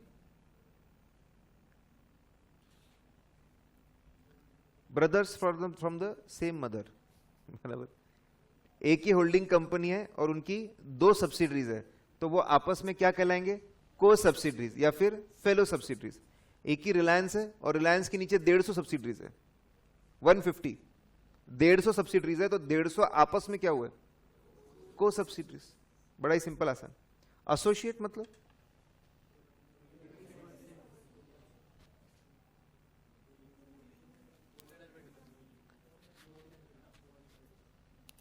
एसोसिएट मतलब क्या? एसोसिएट मतलब हमारे पास उसके शेयर्स है 20% और मोर, 20%, more than 20%, more than 20% but less than 50%, ये तो सब्सिडी बन जाता है। हाँ, ओके, सो 20% एंड मोर है कि मोर देन 20% है? It is 20% and more. नहीं, कभी भी कंपेयर करके पढ़ो। सब्सिडरी और एसोसिएट में यही तो फर्क है लैंग्वेज में। वहां पे मोर देन 50%, क्योंकि कंट्रोल चाहिए। मैं जो बोलूं उसको कोई क्रॉस नहीं करना चाहिए किसी ने। मैं 50% से ज्यादा वाला आदमी हूं, मैं जो बोलूंगा कोई क्रॉस नहीं कर सकता, करेक्ट। एसोसिएट मतलब ऐसी कंपनी जिसके ऊपर हमारा सिग्निफिकेंट इन्फ्लुएंस हो, हम उसके डिसीजन मेकिंग में पार्टिसिपेट करते। मैं डिसीजन लेता नहीं हूं, मैं कंट्रोल नहीं करता, मैं डिसीजन मेकिंग में पार्टिसिपेट करता हूं। I am one of the influencing party, correct. 20% और मोर, 20% रहा तो भी चलता है, आई बिकम इन्फ्लुएंसर। 50% पे you don't become controller, but 20% पे यू बिकम इन्फ्लुएंसर। समझ रहे क्या साहब? तो दोनों में डिफरेंस क्या है? यहां पे वर्डिंग क्या है? More than 50%। एसोसिएट में वर्डिंग क्या है? 20% और मोर।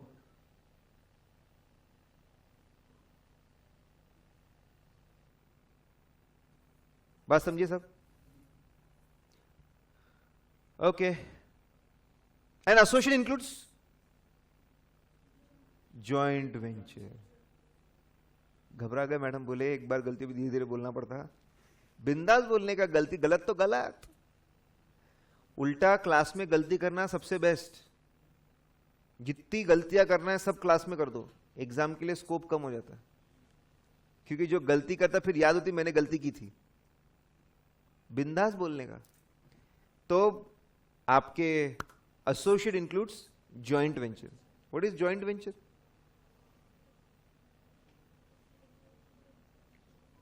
सपोज मैं एक और क्लास में से और एक बंदा है। सपोज 90% पैसा आपने लगाया। वाह सर, 90 हम लगाएंगे 90 और 10% मैंने लगाया, करेक्ट। 90% आपने पैसे लगाए हैं और 10% पैसे मैंने लगाए हैं, लेकिन अग्रीमेंट में लिखा है डिसीजन तो ज्वाइंट रहेगा, साथ में लेंगे। मतलब जब तक मैं हाँ नहीं बोलूं कंपनी का कोई डिसीजन नहीं होगा. Even though you have invested 90% and you will be getting profit share also 90%. आपने इन्वेस्ट भी किया 90%, आपको प्रॉफिट शेयर भी 90% है, लेकिन डिसीजंस हम दोनों के by agreement it is decided that हम दोनों साथ में मिलकर डिसीजन लेंगे. उसको बोलते हैं जॉइंट कंट्रोल. क्या बोलते साहब उसको? Joint control. तो फिर उसको जॉइंट वेंचर बोलेंगे. क्या बोलेंगे साहब? Joint venture. तो अगर हमने कोई जेवी बनाया है, तो वो जेवी will be included in the definition of associate. इसीलिए ऐसा बोलते हैं एसोसिएट इंक्लूड्स जॉइंट वेंचर. मतलब आपको स्क्रीन पे 6 कंपनीज दिख रही है, लेकिन कवर कितनी हो रही है? 7. क्योंकि एसोसिएट में कौन आ गया? Joint venture. और फिर तो ये लॉ का मतलब लॉ बनाने में ड्राफ्टिंग एरर है. एसोसिएट की सब्सिडरी, हद ही हो गई है. तो किधर जा रहे हो तुम? गांव के बाहर? एसोसिएट की subsidiary, it is a drafting error, but what ever. Law बन गया सो बन गया, जैसा बना जो बना. एसोसिएट की ये एकमात्र ऐसा डिस्क्वालिफिकेशन में जहां पे हम गांव के बाहर जाते हैं. और ये सब वर्डिंग आपको याद रखने पड़ते, एग्जाम में आते हैं. हाँ, गांव के बाहर गए थे अपन. एक ही क्लॉज में होता है यहां पे.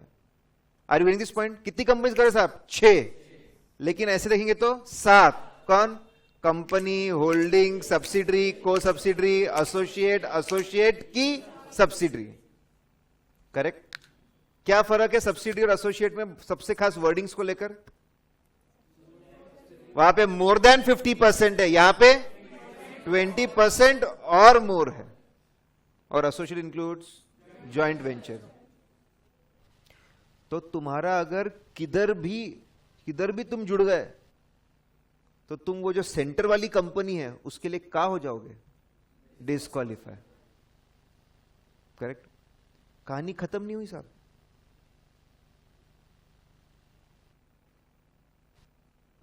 कहानी खत्म नहीं हुई, कहानी चल रही है. अब बिजनेस रिलेशनशिप मतलब क्या? केस आएगा तो उसमें बिजनेस रिलेशनशिप मतलब क्या?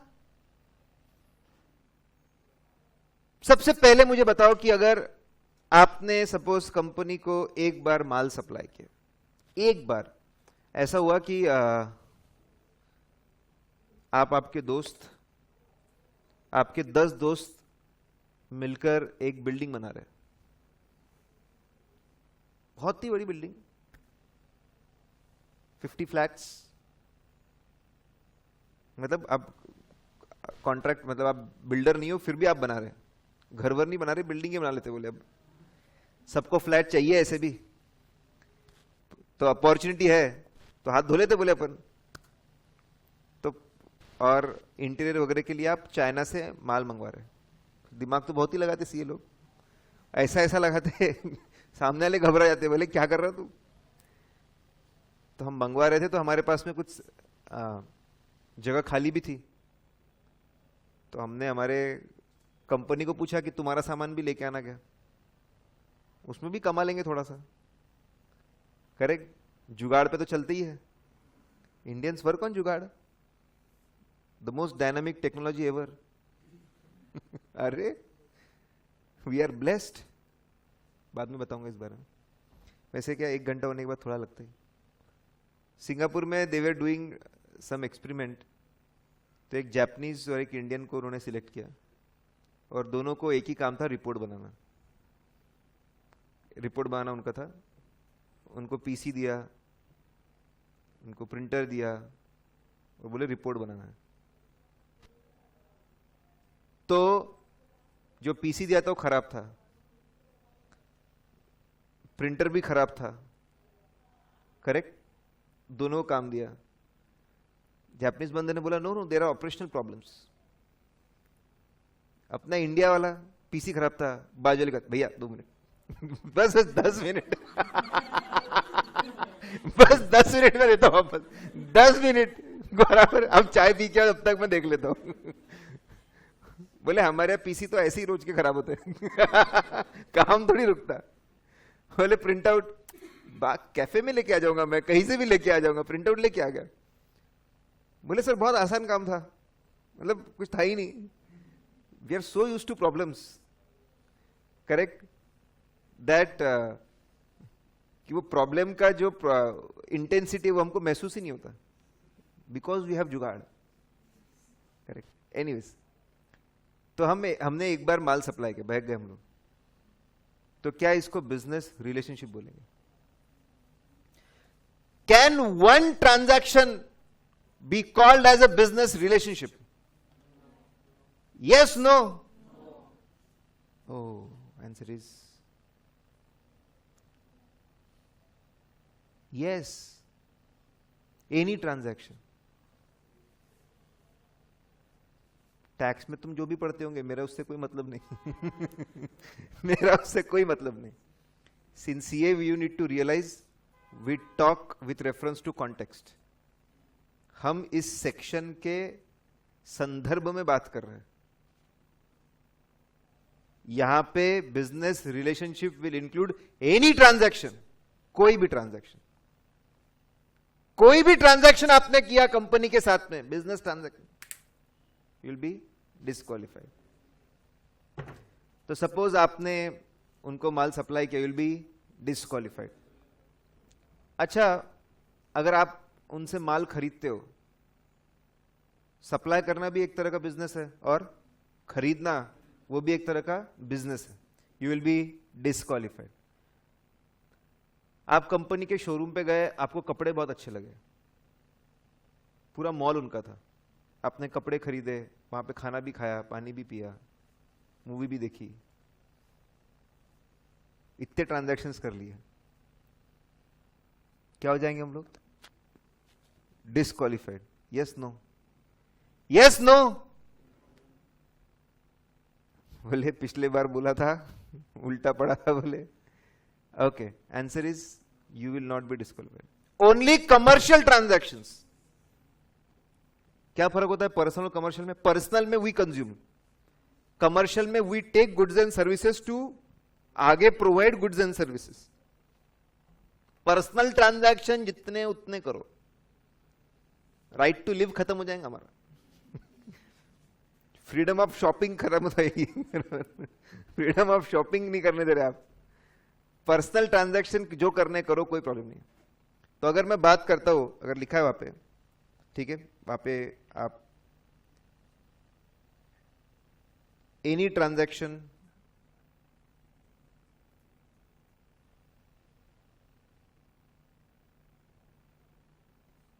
एक भी ट्रांजैक्शन आप करते हो तो वो किस में आ जाएगा साहब?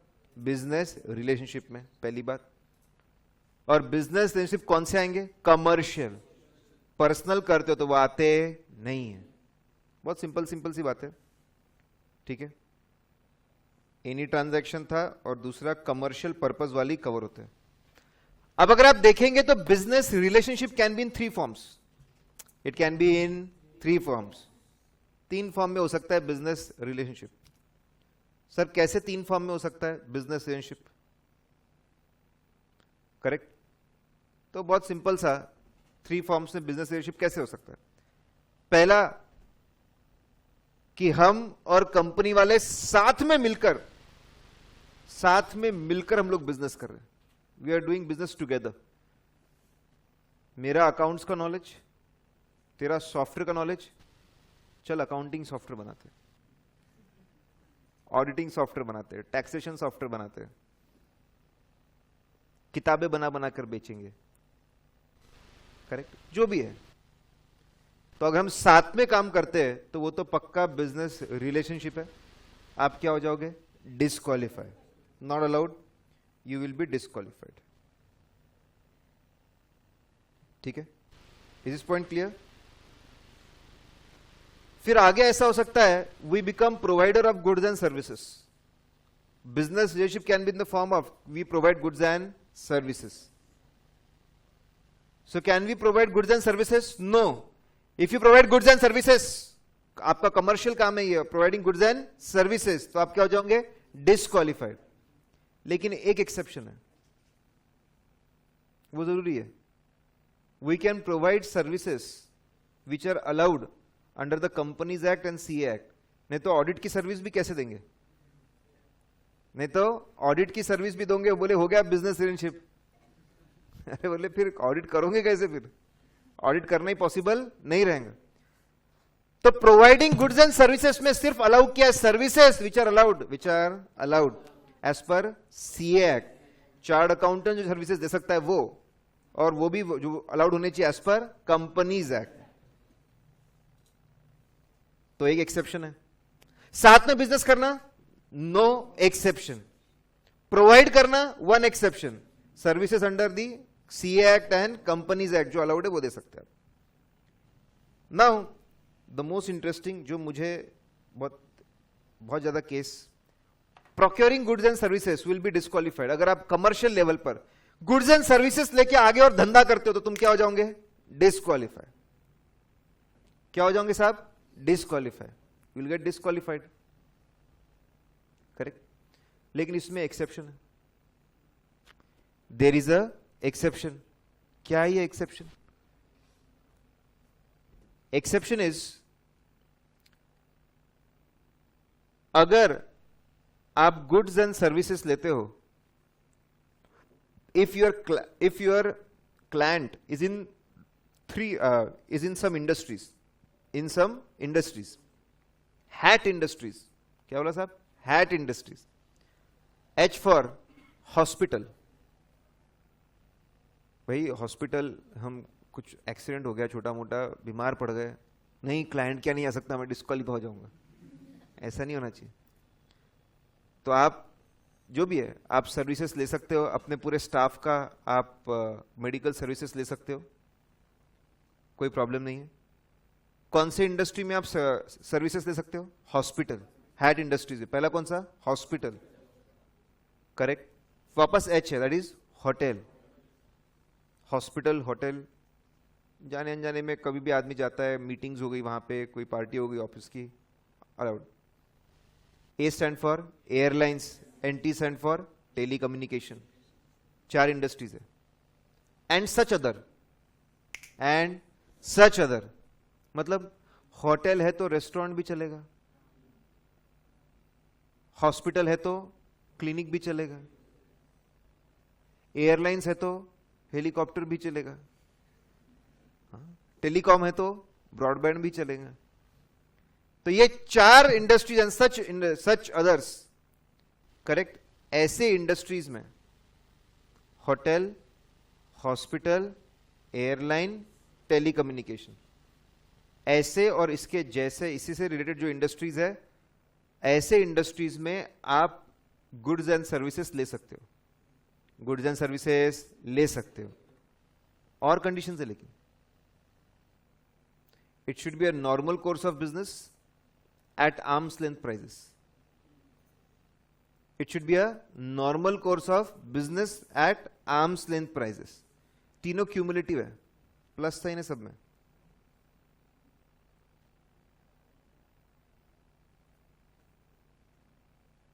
एक तो हैट इंडस्ट्रीज, ऊपर से ऑर्डिनरी कोर्स ऑफ बिजनेस, और कैसा होना चाहिए? Arms length.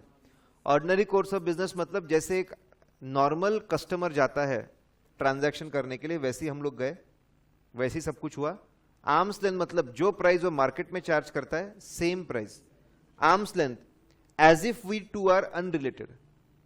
Arms length distance से मतलब हमने ट्रांजैक्शन ऐसे प्राइस पे किया एज इफ हम लोग अनरिलेटेड हो, एक में के ऊपर हमारा कोई इंफ्लुएंस नहीं है, तो उसको हम क्या बोलते साहब? Arms length.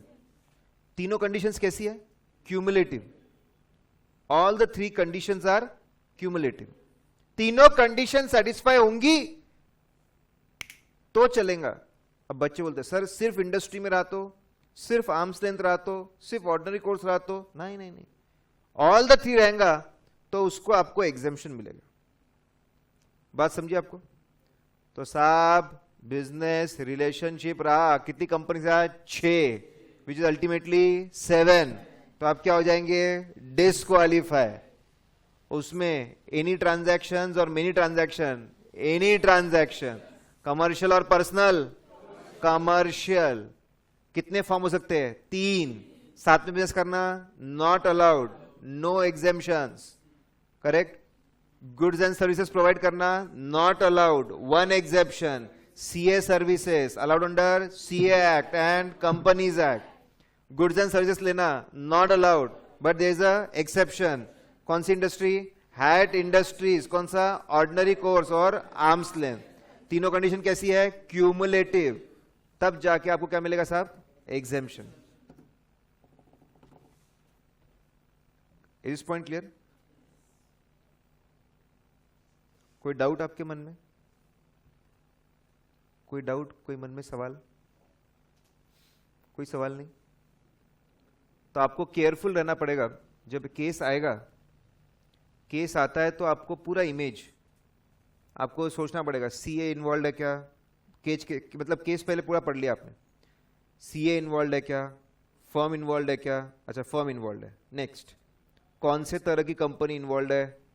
6 में कवर हो रहा है क्या? नेक्स्ट, ये एनी ट्रांजैक्शन है, मल्टीपल एनी ट्रांजैक्शन चलता है, कोई भी ट्रांजैक्शन कवर रहता है। नेक्स्ट, कमर्शियल है कि पर्सनल है, कौन से फॉर्म का है, एग्जेम्पशन में कवर होता है कि नहीं होता है। इसको सोचने का तरीका बोलते हैं। जैसे आपने पढ़ा, जैसे आपके दिमाग में फिट बैठ गया ये इमेज, इसको उसी तरीके से सोचना भी है। हमने पढ़, मैं ये आपको बता रहा हूं अप्लाई कैसे करना। जो आपने पढ़ा है, आप केस पढ़ने के बाद में you have to ask questions कि भाई मुझे अब ये पूरी इमेज कवर करनी है, तो मुझे समझ में आ जाएगा कि बंदा डिस्क्वालिफाइड है या नहीं है। बात समझिए साहब? इस पॉइंट क्लियर? ओके। मतलब यहां पे अगर मैं बोलूं कि एक चार्टर्ड अकाउंटेंट है,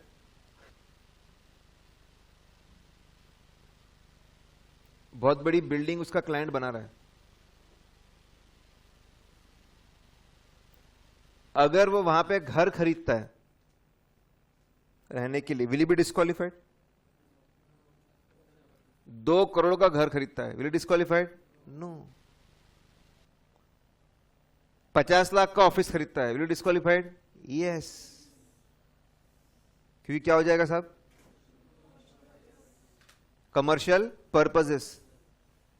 उससे भी अगर बोलूं अपॉइंटमेंट के पहले खरीदा था ऑफिस, तो अपॉइंटमेंट के पहले खरीदा था, विल बी डिस्क्वालिफाइड? नो। आपको डिस्क्वालिफाई कब देखना है? On the date of appointment and after date of appointment. ये कब हुआ? डेट ऑफ अपॉइंटमेंट के पहले, तो कोई चिंता की बात नहीं है। पहले जो करना है करो, पहले जो करो, कोई प्रॉब्लम नहीं है। इस पॉइंट क्लियर? ओके। तो इसमें 6 थे साहब। अब अगला है प्रोहिबिटेड सर्विसेज। मैं आपको बताता हूं कि इंडिया में प्रैक्टिस का मॉडस ऑपरेंडी क्या है। What is the modus operandi? ठीक है, पहले दाना डालो, फिर कबूतर को पकड़ लो।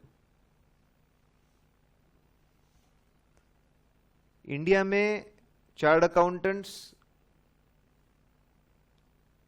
पहले हर आदमी को अकाउंटिंग और ऑडिटिंग लगता ही है। अकाउंटिंग, ऑडिटिंग, टैक्सेशन, ये 3 चीजें लगती है। फिर फाइनेंस लगे ना लगे, बाकी और सर्विसेज लगे ना लगे, ये 3 चीजें लगती है। तो हमारे सीए फर्म में लोग क्या करते हैं? पहले ऑडिट का दाना डालते हैं, एकदम चेपड़े में, एकदम सस्ते में ऑडिट कर देते हैं। फिर वो क्लाइंट एक बार ऑफिस में आना शुरू हो जाता, फिर उसको कभी कंपनी बनानी रहती, हम बना देंगे। कभी उसको लोन लेना था, हम दिलवा देंगे। नोटिस आई टैक्स की, हम करवा देंगे। तो हम ऐसी रेंज ऑफ सर्विसेज क्लाइंट को देते, पहले एक सर्विस से पकड़ते, फिर बहुत सारी सर्विसेज उनको देते। इसको मॉडस ऑपरेंडी बोलते। प्रैक्टिस में मॉडस ऑपरेंडी यही रहता। या फिर कभी कभी रिटर्न से काम शुरू होता, रिटर्न से काम शुरू होता और उसके बाद में किसी ना किसी का कुछ ना कुछ काम आता रहता।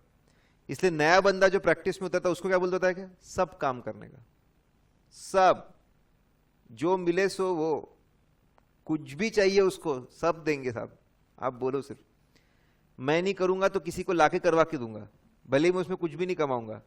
मेरा आपके साथ में रिलेशनशिप एस्टेब्लिश हो जाना चाहिए, आपको मेरे ऊपर भरोसा हो जाना चाहिए, तो कल आप मेरे पास वापस आओगे कुछ और काम करवाने के लिए।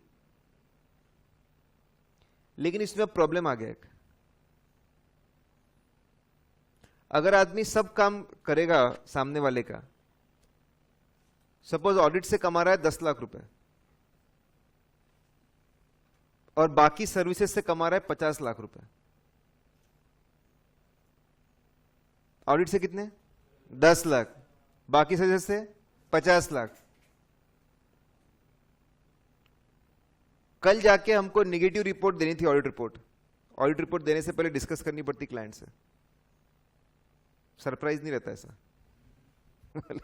Surprise, you have audit report which is negative, ऐसा नहीं होता। You to go and discuss before you finalise. उनकी बात सुननी पड़ती है, एक तरफा जजमेंट नहीं चलाते अपन। तो वो बोलता है देख 10 लाख मिलते तेरे को ऑडिट के और 50 लाख मिलते बाकी सबके, तो इधर निगेटिव रिपोर्ट दे, बाकी सारे काम तेरे बंद कर देता हूं।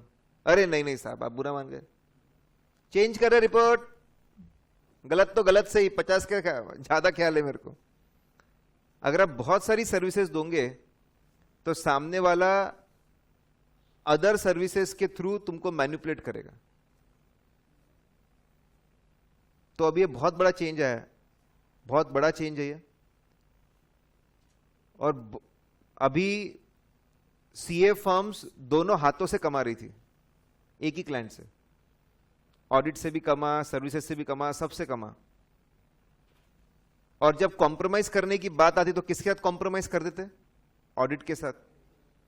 तो गलत हो रहा था।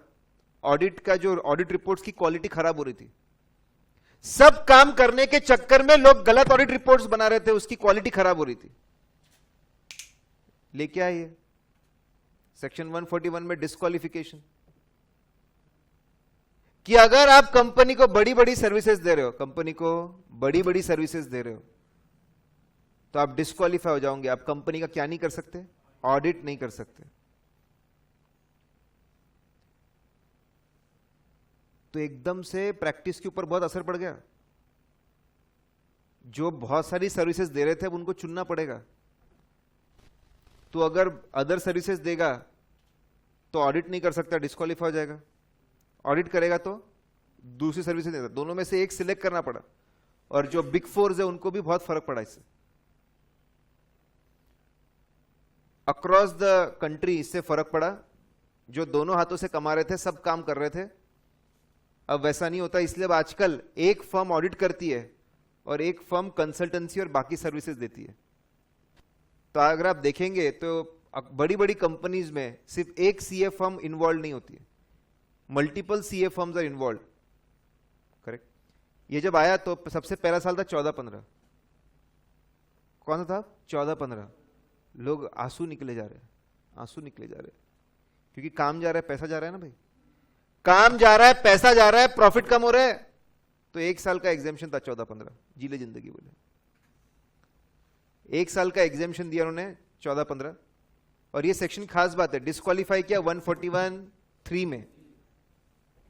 करेक्ट। उसमें भी आए में डिस्क्वालीफाई किया, लेकिन डिस्क्वालिफिकेशन पूरा एक्सप्लेन किया सेक्शन 144 में। कहां एक्सप्लेन किया? 144। पहले दोनों के वर्डिंग्स कंफ्यूजिंग थे थोड़े से, डिस्क्वालिफिकेशन के वर्डिंग्स कंफ्यूजिंग थे और मैच नहीं होते थे 144 से। रिसेंट अमेंडमेंट में उन्होंने वर्डिंग्स को ठीक कर दिया, वर्डिंग्स को ठीक कर दिया, गलत वर्डिंग्स थे वो। करेक्ट। अब 144 से मैच होते लेट्स सी, बहुत आसान। अगर सीए या सीए फर्म ने, अगर सीए या सीए फर्म ने, अगर सीए या सीए फर्म ने प्रोहिबिटेड सर्विसेज दी, बड़ी बड़ी सर्विसेज दी 3 कंपनी को, कितनी कंपनी को? 3। कौन? Company, holding, subsidiary, that's it. Exam में गेम खेलेंगे। Services are provided to associate, absolutely fine, एकदम सही है, कोई प्रॉब्लम नहीं है, क्योंकि एसोसिएट कवर्ड ही नहीं है। कौन कौन कवर्ड नहीं है? को सब्सिडरी नहीं है, एसोसिएट नहीं है, तो जेवी नहीं उसमें, और एसोसिएट की सब्सिडरी भी नहीं है। वहां 6 कंपनीज थी, यहां पे कितनी कंपनीज है? 3। और गेम एग्जैक्टली मैं आपको बोलता हूं, इसी पे गेम खेलेंगे। जो कंपनीज कवर्ड नहीं है बराबर उसको सर्विसेज दी हुई है ऐसा बताएंगे। चलेगा क्या? यस। डिस्क्वालिफिकेशन सिर्फ कितने जगह है? 3। कौन से 3? Company, holding, subsidiary.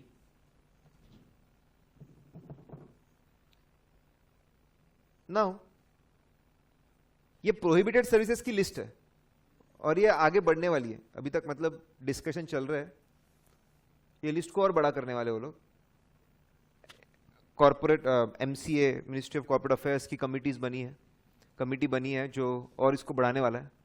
चिंता मत करो, अपने अटेम्प्ट को ये एप्लीकेबल है और ऐसा कुछ अभी तक नया आया भी नहीं है। जब आएगा तो पता चल जाएगा। करेक्ट।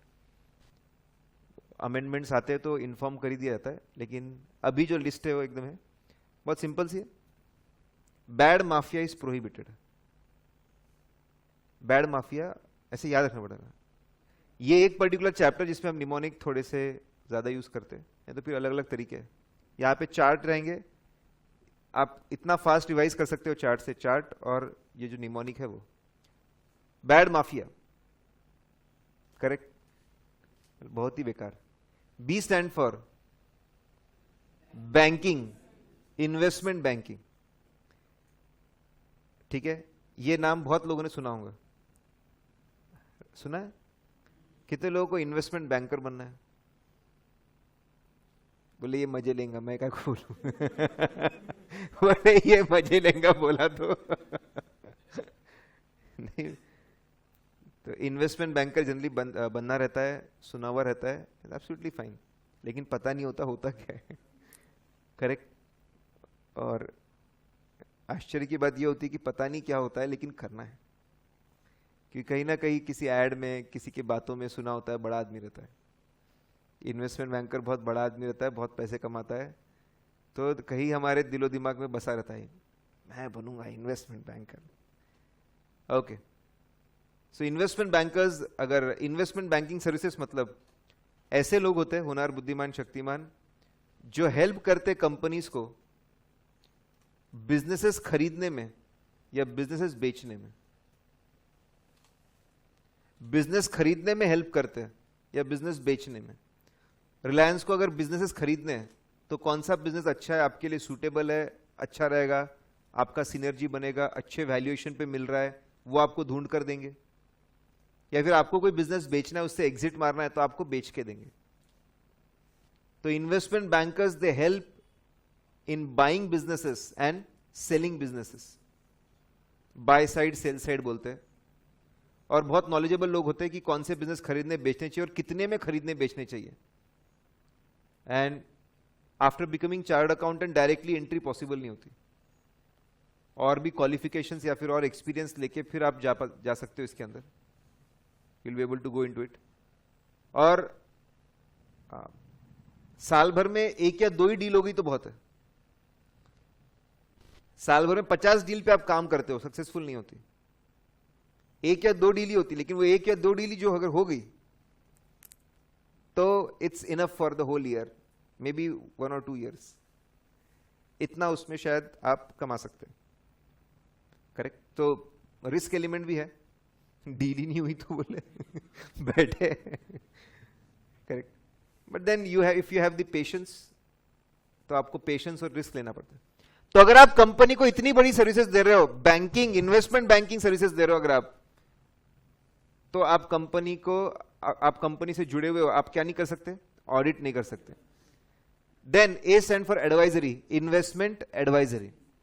आप कंपनी को यह बताते हो कि आपके पास में जो फ्री पैसा है, कभी कभी कंपनी के पास में एक हफ्ते के लिए पैसा फ्री होता है, डेटर से आ गया, क्रेडिटर को एक हफ्ते बाद देना है 200 करोड़. तो 200 करोड़ एक हफ्ते के लिए कौन से फंड में रखना? 3 महीने के लिए पैसा है, 1 साल के लिए पैसा है, फॉरेन करेंसी है, क्या करना? आप हर तरह की इन्वेस्टमेंट एडवाइजरी देते हो, पूरा इन्वेस्टमेंट संभालते हो आप, तो वापस आप ऑडिट कर नहीं सकते. D stand for designing financial information system, मतलब अकाउंटिंग सिस्टम. आपने पूरा डिजाइन किया, आपने डिजाइन किया वाउचर्स कैसे होंगे, वाउचर का फॉर्मेट कैसा रहेगा, वाउचर कौन फिलअप करेगा, कैसे फिलअप करेगा, उसको फीड कैसे करेंगे, प्राइमरी बुक्स में कैसे जाएगा, सेकेंडरी बुक्स में कैसे जाएगा, ब्रांचेस के ट्रायल बैलेंस कैसे बनेंगे. ठीक है, ट्रायल बैलेंस बनने के बाद में उसको कंसोलिडेट कैसे करेंगे, फाइनेंशियल स्टेटमेंट्स कैसे बनेंगे, ये सब आपने डिजाइन किया. वाह बेटा, तूने डिजाइन किया और तेरे को ही चेक करना है अब. मतलब मैं पेपर लिखता हूं, बोलता आधे घंटे बाद आता हूं फ्रेश होके, फिर चेक भी कटा लूंगा. क्या मजाक है? कोई मतलब है ऐसे चेकिंग का? नहीं. तो बोले बेटा तू भी डिस्क्वालिफाइड. बैड. ठीक है. B stand for banking, investment banking. A stand for advisory, investment advisory. D stand for designing financial information system. Financial information का सिस्टम पूरा आप डिजाइन कर रहे हो. एम स्टैंड फॉर, ठीक है, मैनेजमेंट सर्विसेज. अब ये मैनेजमेंट सर्विसेज दगाबाज वर्ड है. सीए एक्ट में एक वर्ड आता है, मैनेजमेंट कंसल्टेंसी सर्विसेज. कौन सा एक्ट में? CA act. वो लेकिन वो सीए एक्ट 1949 और वहां वर्ड है मैनेजमेंट कंसल्टेंसी सर्विसेज. ये एक्ट है कंपनीज एक्ट 2013 और यहां पे क्या वर्ड है? Management services. एक आध ऑथर ने पहले ऐसा किया था, बोले उसका मतलब यही रहता. कैसे रहता? It is not defined. जिसके मन में जो आता है वो बोलते हैं. मेरे मन में भी जो आएंगे वो मैं बोलूंगा. अरे सही में, it is not defined in the act. What do you mean management services? Management services मतलब आप उनकी कोई प्रॉपर्टी, उनका कोई डिवीजन, उनका कोई बिजनेस पूरा आप चला रहे हो. जनरली होटल्स में ऐसा होता है. जितने भी बड़े बड़े होटल्स हैं, बड़े बड़े ब्रांड्स हैं, ठीक है, ओनर ने सिर्फ वो प्रॉपर्टी खड़ी की है, उसको चलाने का काम कोई ना कोई और करता है. जैसे मैरियट है, रेडिसन है, प्रॉपर्टी हो सकता है इन्होंने नहीं बनाई, किसी और ने बनाई है, ये सिर्फ पूरा उसको मैनेज करते हैं. पूरा management services provide by them. आपका पूरा होटल हम मैनेज करेंगे, ब्रांड नेम भी हम ही चलाएंगे, ब्रांड नेम भी हम लाएंगे, सिस्टम भी हम खड़ा करेंगे, सॉफ्टवेयर भी हम लाएंगे, लोगों को रिक्रूट भी हम करेंगे, खर्चा भी हम करेंगे, सब हम करेंगे. आप सिर्फ प्रॉपर्टी खड़ी करके दे दो, जैसा बोल रहे वैसा प्रॉपर्टी में पैसा लगा दो, बाकी सब हम चलाएंगे और आपको प्रॉफिट का शेयर देंगे. इतना इतना शेयर आपको मिलेगा. रेंट लेने से अच्छा शेयर लो, हमारे साथ में रिस्क भी लो थोड़ी सी. रेंट तो फिक्स रहता ना, थोड़ी सी रिस्क भी उठा लो, तो दोनों के लिए रहता. इसको बोलते हैं मैनेजमेंट सर्विसेज. अगर आप किसी की प्रॉपर्टी, किसी के एसेट अगर आप मैनेज कर रहे हो, उसको मैनेजमेंट सर्विसेज. अगर आप कंपनी के लिए इतना बड़ा काम कर रहे हो, आप कंपनी से जुड़े हो, वापस क्या हो जाएंगे? Disqualified. Then A stand for actuary. Insurance companies में जहां पर भी फ्यूचर प्रिडिक्ट करना पड़ा, फ्यूचर से रिलेटेड बहुत सारी बातें होती है. फ्यूचर प्रिडिक्ट करना पड़ता है, फ्यूचर में कितने पॉलिसीज में कितने पैसे देने पड़ेंगे, कितने करोड़ों का पैसा देना पड़ेगा, तो वो पैसा देना पड़ेगा, उसके लिए आज कितना प्रोविजन बनाना पड़ेगा, ये पता लगा के देते हैं आपको कि कितना प्रोविजन चाहिए. वो कौन होते हैं? एक्चुरीज. एक्चुरियल वैल्यूएशन करते हैं. अगर आपकी फर्म यार एक्चुअल वैल्यूएशन कर रही है, आपके फर्म में एक एक्चुरी भी बैठा है. कौन बैठा है? एक्चुरी. आपके फर्म में एक एक्चुरी बैठा है और आपकी फर्म एक्चुरी का काम कर रही है, तो आपके फर्म से क्या नहीं करवाएंगे? ऑडिट नहीं करवाएंगे. ठीक है. Then bad mafia, MAF. F stand for finance. Outsource. पूरा फाइनेंस हमको आउटसोर्स है. हमने सिर्फ उनको पूछा कब कब कितने कितने पैसे चाहिए धंधे में बता दो, बाकी मैं संभाल लूंगा पूरा, बाकी मैं संभाल लूंगा. पैसे कौन से बैंक से लाने हैं, इंडिया से लाने हैं, इंडिया के बाहर से लाने हैं, रुपीज में लाने हैं, डॉलर में लाने हैं, कैसे लाने हैं, क्या लाने हैं, बाकी सब मैं देख लूंगा। बोले आई विल डू दैट, उसकी चिंता मत करो, मेरे को सिर्फ इतना बता दो कि कितने पैसे कब चाहिए। पूरा आउटसोर्स हमको किया हुआ है। अगर ऐसा है कि पूरा आउटसोर्स हमको किया हुआ है,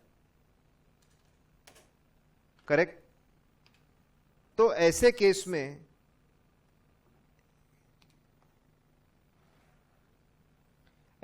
में वापस पूरा आउटसोर्स हमारे पास में ही है, तो भैया हम कंपनी से जुड़े, वापस क्या हो जाएंगे, डिस्क्वालिफाइड।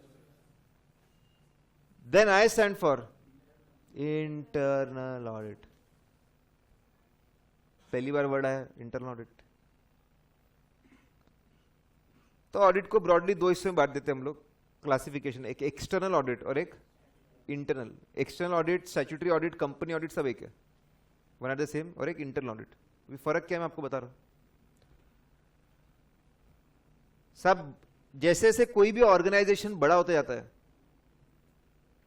कोई भी ऑर्गेनाइजेशन बड़ा होते जाता है, तो दे नीड सिस्टम्स। सिस्टम्स के भरोसे चलता है वो। जैसे अगर एक छोटा सा शॉप है, ओनर बैठता है, देखता रहता है, वही सिस्टम है। लेकिन जब वो शॉप बड़ा होके एक सुपर शॉप ही बन जाता है, ओनर कितने जगह ध्यान रखेगा, तो कोई सिस्टम बनाना पड़ेगा। Yes no? तो सिस्टम वो लोग बनाते हैं कि एग्जिट एक ही दरवाजे से हो सकता है, एक ही दरवाजे से हो सकता है, और एग्जिट के वक्त एक बंदा आपका बिल चेक करेगा, बिल और सामान चेक करेगा। यह आपने सिस्टम बना लिया, तो मन को शांति रहती है कि भैया कोई चोरी तो नहीं हो रही है। एग्जिट सिर्फ एक ही इस पे होगा और वहां पे एक बंदा, उसको बोले सिस्टम खड़ा करना। तो जैसे जैसे ऑर्गेनाइजेशंस बड़ी बनते जाती है, तो सिस्टम चाहिए, सिस्टम के मदद से चलते हैं। सिस्टम होना चाहिए। अगर सिस्टम नहीं है साहब, करेक्ट, तो बहुत सारी चोरियां होगी, लॉसेस होंगे, and that company can collapse. जैसे एग्जांपल, नागपुर में आपको पता है बहुत ही फेमस हल्दीराम्स है, करेक्ट। हल्दीराम से तो एग्जांपल देता रहता हूं मैं बोलता हूं कि वहां जाके आप फ्री में आप मिठाइयां खा सकते हो। बात हो फ्री में मिठाइयां, करेक्ट। कैसे, टेस्ट कराओ सर? नहीं रे, एक बार कराएंगा, दो बार फिर बोले आगे बढ़ो।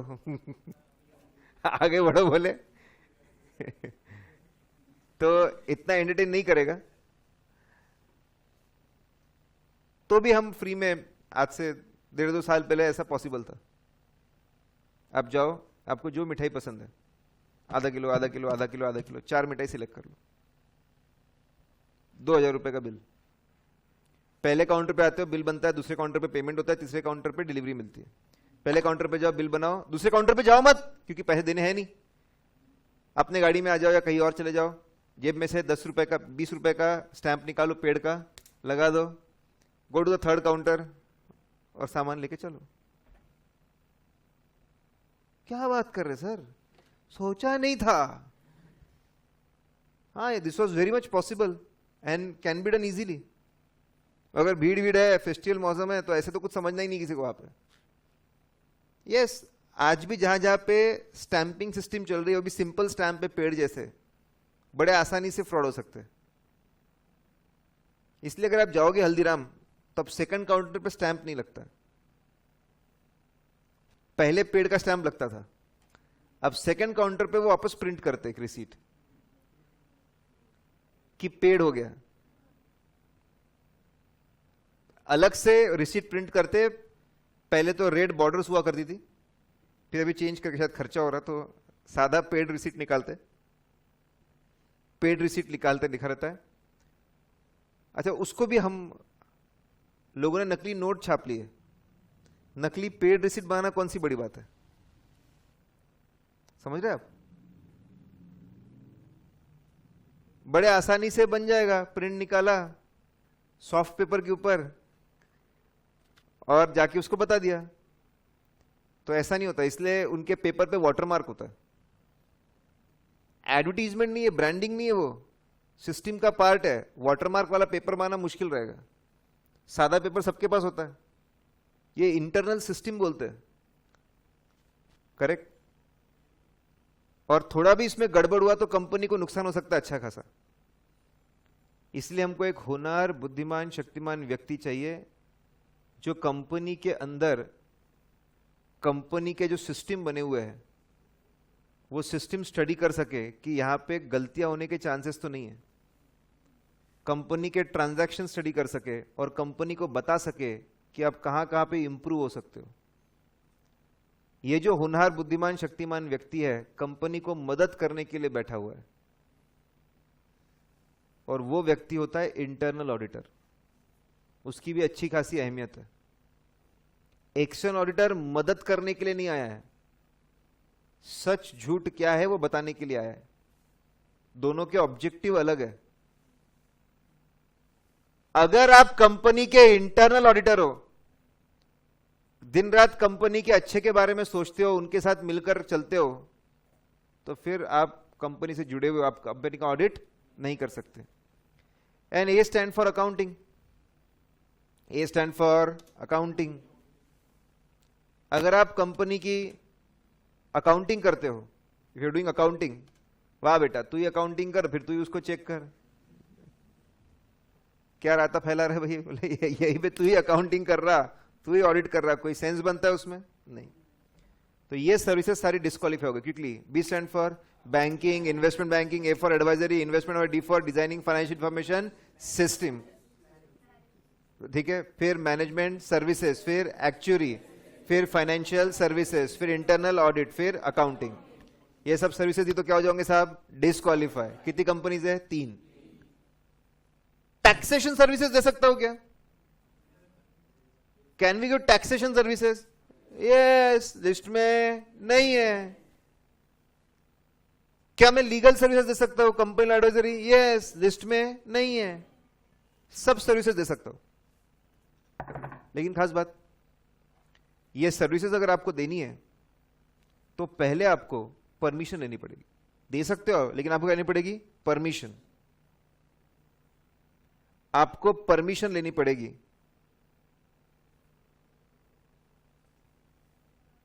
ठीक है, वहां पे एक लिख लेंगे statement.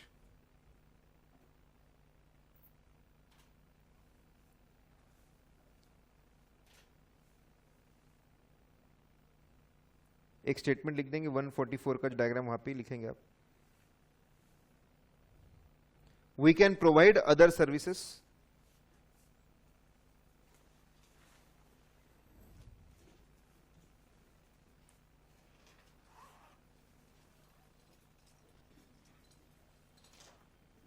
after taking permission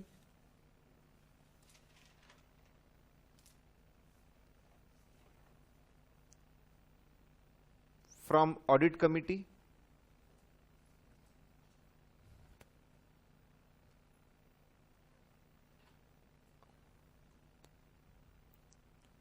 oblique BOD as the case may be।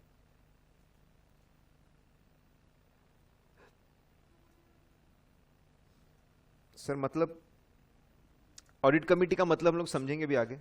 आप दो सर्विसेज, लेकिन आपको एक पहले परमिशन लेनी पड़ेगी कि हम ये सर्विसेज दे सकते हैं क्या। कंपनी की कमेटी होती है जो ऑडिट बराबर हो रहा है ना उस पर ध्यान देती है, तो उनसे पूछ के, ऑडिट में कोई दिक्कत नहीं होनी चाहिए इसलिए उनसे पूछ के फिर आप दो सर्विसेज। अगर कंपनी में ऑडिट कमेटी तो ऑडिट कमेटी, अगर नहीं है तो बोर्ड ऑफ डायरेक्टर। अगर स्पेशलिस्ट कोई कमेटी है तो उससे बात करो, ऐसी कमेटी नहीं होंगी तो फिर बोर्ड ऑफ डायरेक्टर से आपको पूछना पड़ेगा। करेक्ट। आखिरी चीज, then it will be through for the day.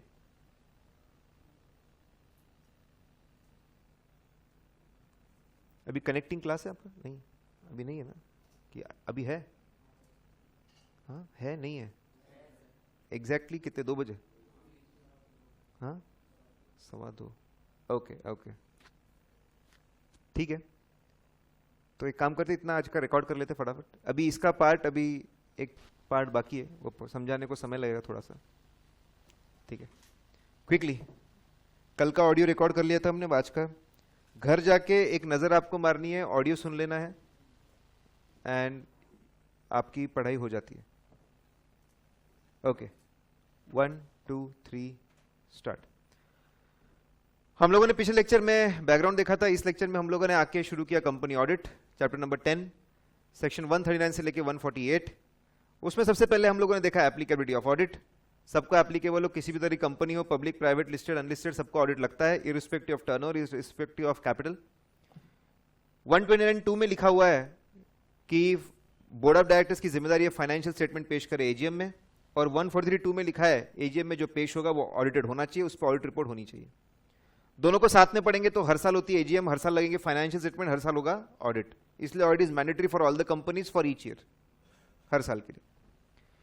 फिर हम आगे बढ़े, हमने बोला कौन कर सकता है ऑडिट। सेक्शन 141(1) में बोला है इंडिविजुअल सी हैविंग सीओपी, और 2 में बोला हुआ है partnership firm, regular partnership firm, LLP, दोनों अलाउड है। Majority of the partner should be C having COP. इसमें भी जो पार्टनर सी हैविंग सीओपी है वही ऑडिट को लीड कर सकता है और वही ऑडिट को साइन कर सकता है, बाकी पार्टनर्स नहीं कर सकते। जानबूझकर यहां पे सिर्फ 2 लोगों को रखा है ताकि जिम्मेदारी डायरेक्टली इंडिविजुअल पे आए, इसलिए आर्टिफिशियल लीगल एंटिटीज और बॉडी कॉर्पोरेट्स को दूर रखा है कॉन्सेप्ट से। फिर यहां से हम आगे बढ़े, हमने बोला डिस्क्वालिफिकेशंस। डिस्क्वालिफिकेशंस की लिस्ट है, लेकिन ये डिस्क्वालिफिकेशन अप्लाई कब करने हैं? On the date of appointment and after date of appointment. On the date of appointment हम डिस्क्वालिफाइड हो, you are void ab initio, और उसके बाद अगर आप डिस्क्वालिफाई होते तो automatic removal from the post of the auditor, अपने बाहर हो जाएंगे। 9 तरह के डिस्क्वालिफिकेशन थे। क्या शॉर्टकट था? Big props. B stand for business relationship, P stand for prohibited services, R stand for relatives, correct, relatives बन के बैठे बड़े पोस्ट पे। ओ स्टैंड फॉर ऑफिसर और employ, P stand for partner और एम्प्लॉय ऑफ ऑफिसर और employ, S stand for securities में पैसे लगाए या इंडेटेडनेस गारंटी देखेंगे हम लोग, C stand for corporates, body corporate, C stand for ceiling limit, और आखिरी में एफ स्टैंड फॉर फ्रॉड। पहला क्लॉज देखा, उसमें बिजनेस रिलेशनशिप था। कितनी कंपनी थी? 6 कंपनी, होल्डिंग, सब्सिडरी, को सब्सिडरी, एसोसिएट और एसोसिएट की सब्सिडरी।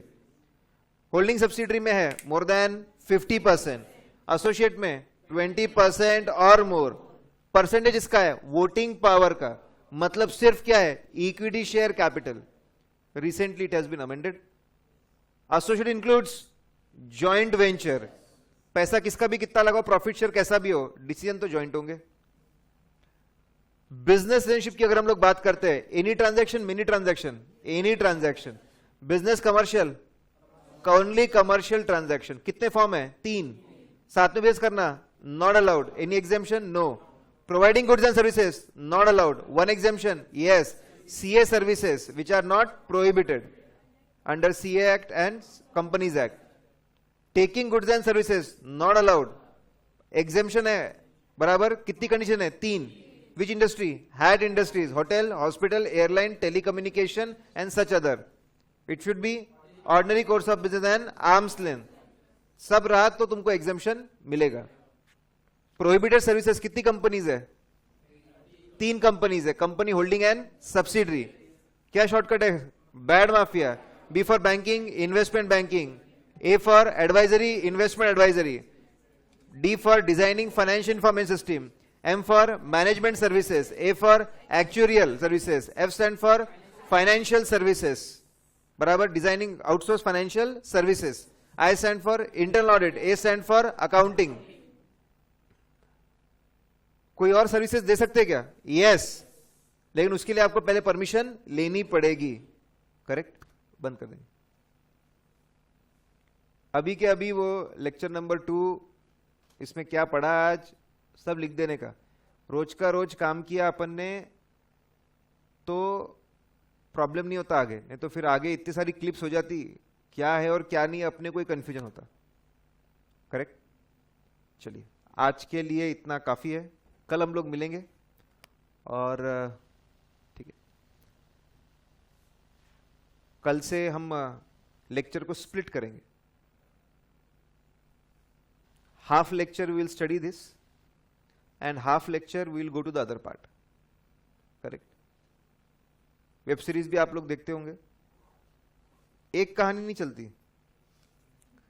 मल्टीपल कहानी चलती तो मजा आता, तो अपन मजे को और बढ़ाएंगे। And will be studying 2 things, 2 चीज़ों को हम लेकर चलेंगे। ये लेक्चर भी आपका यूट्यूब पे आ जाएगा,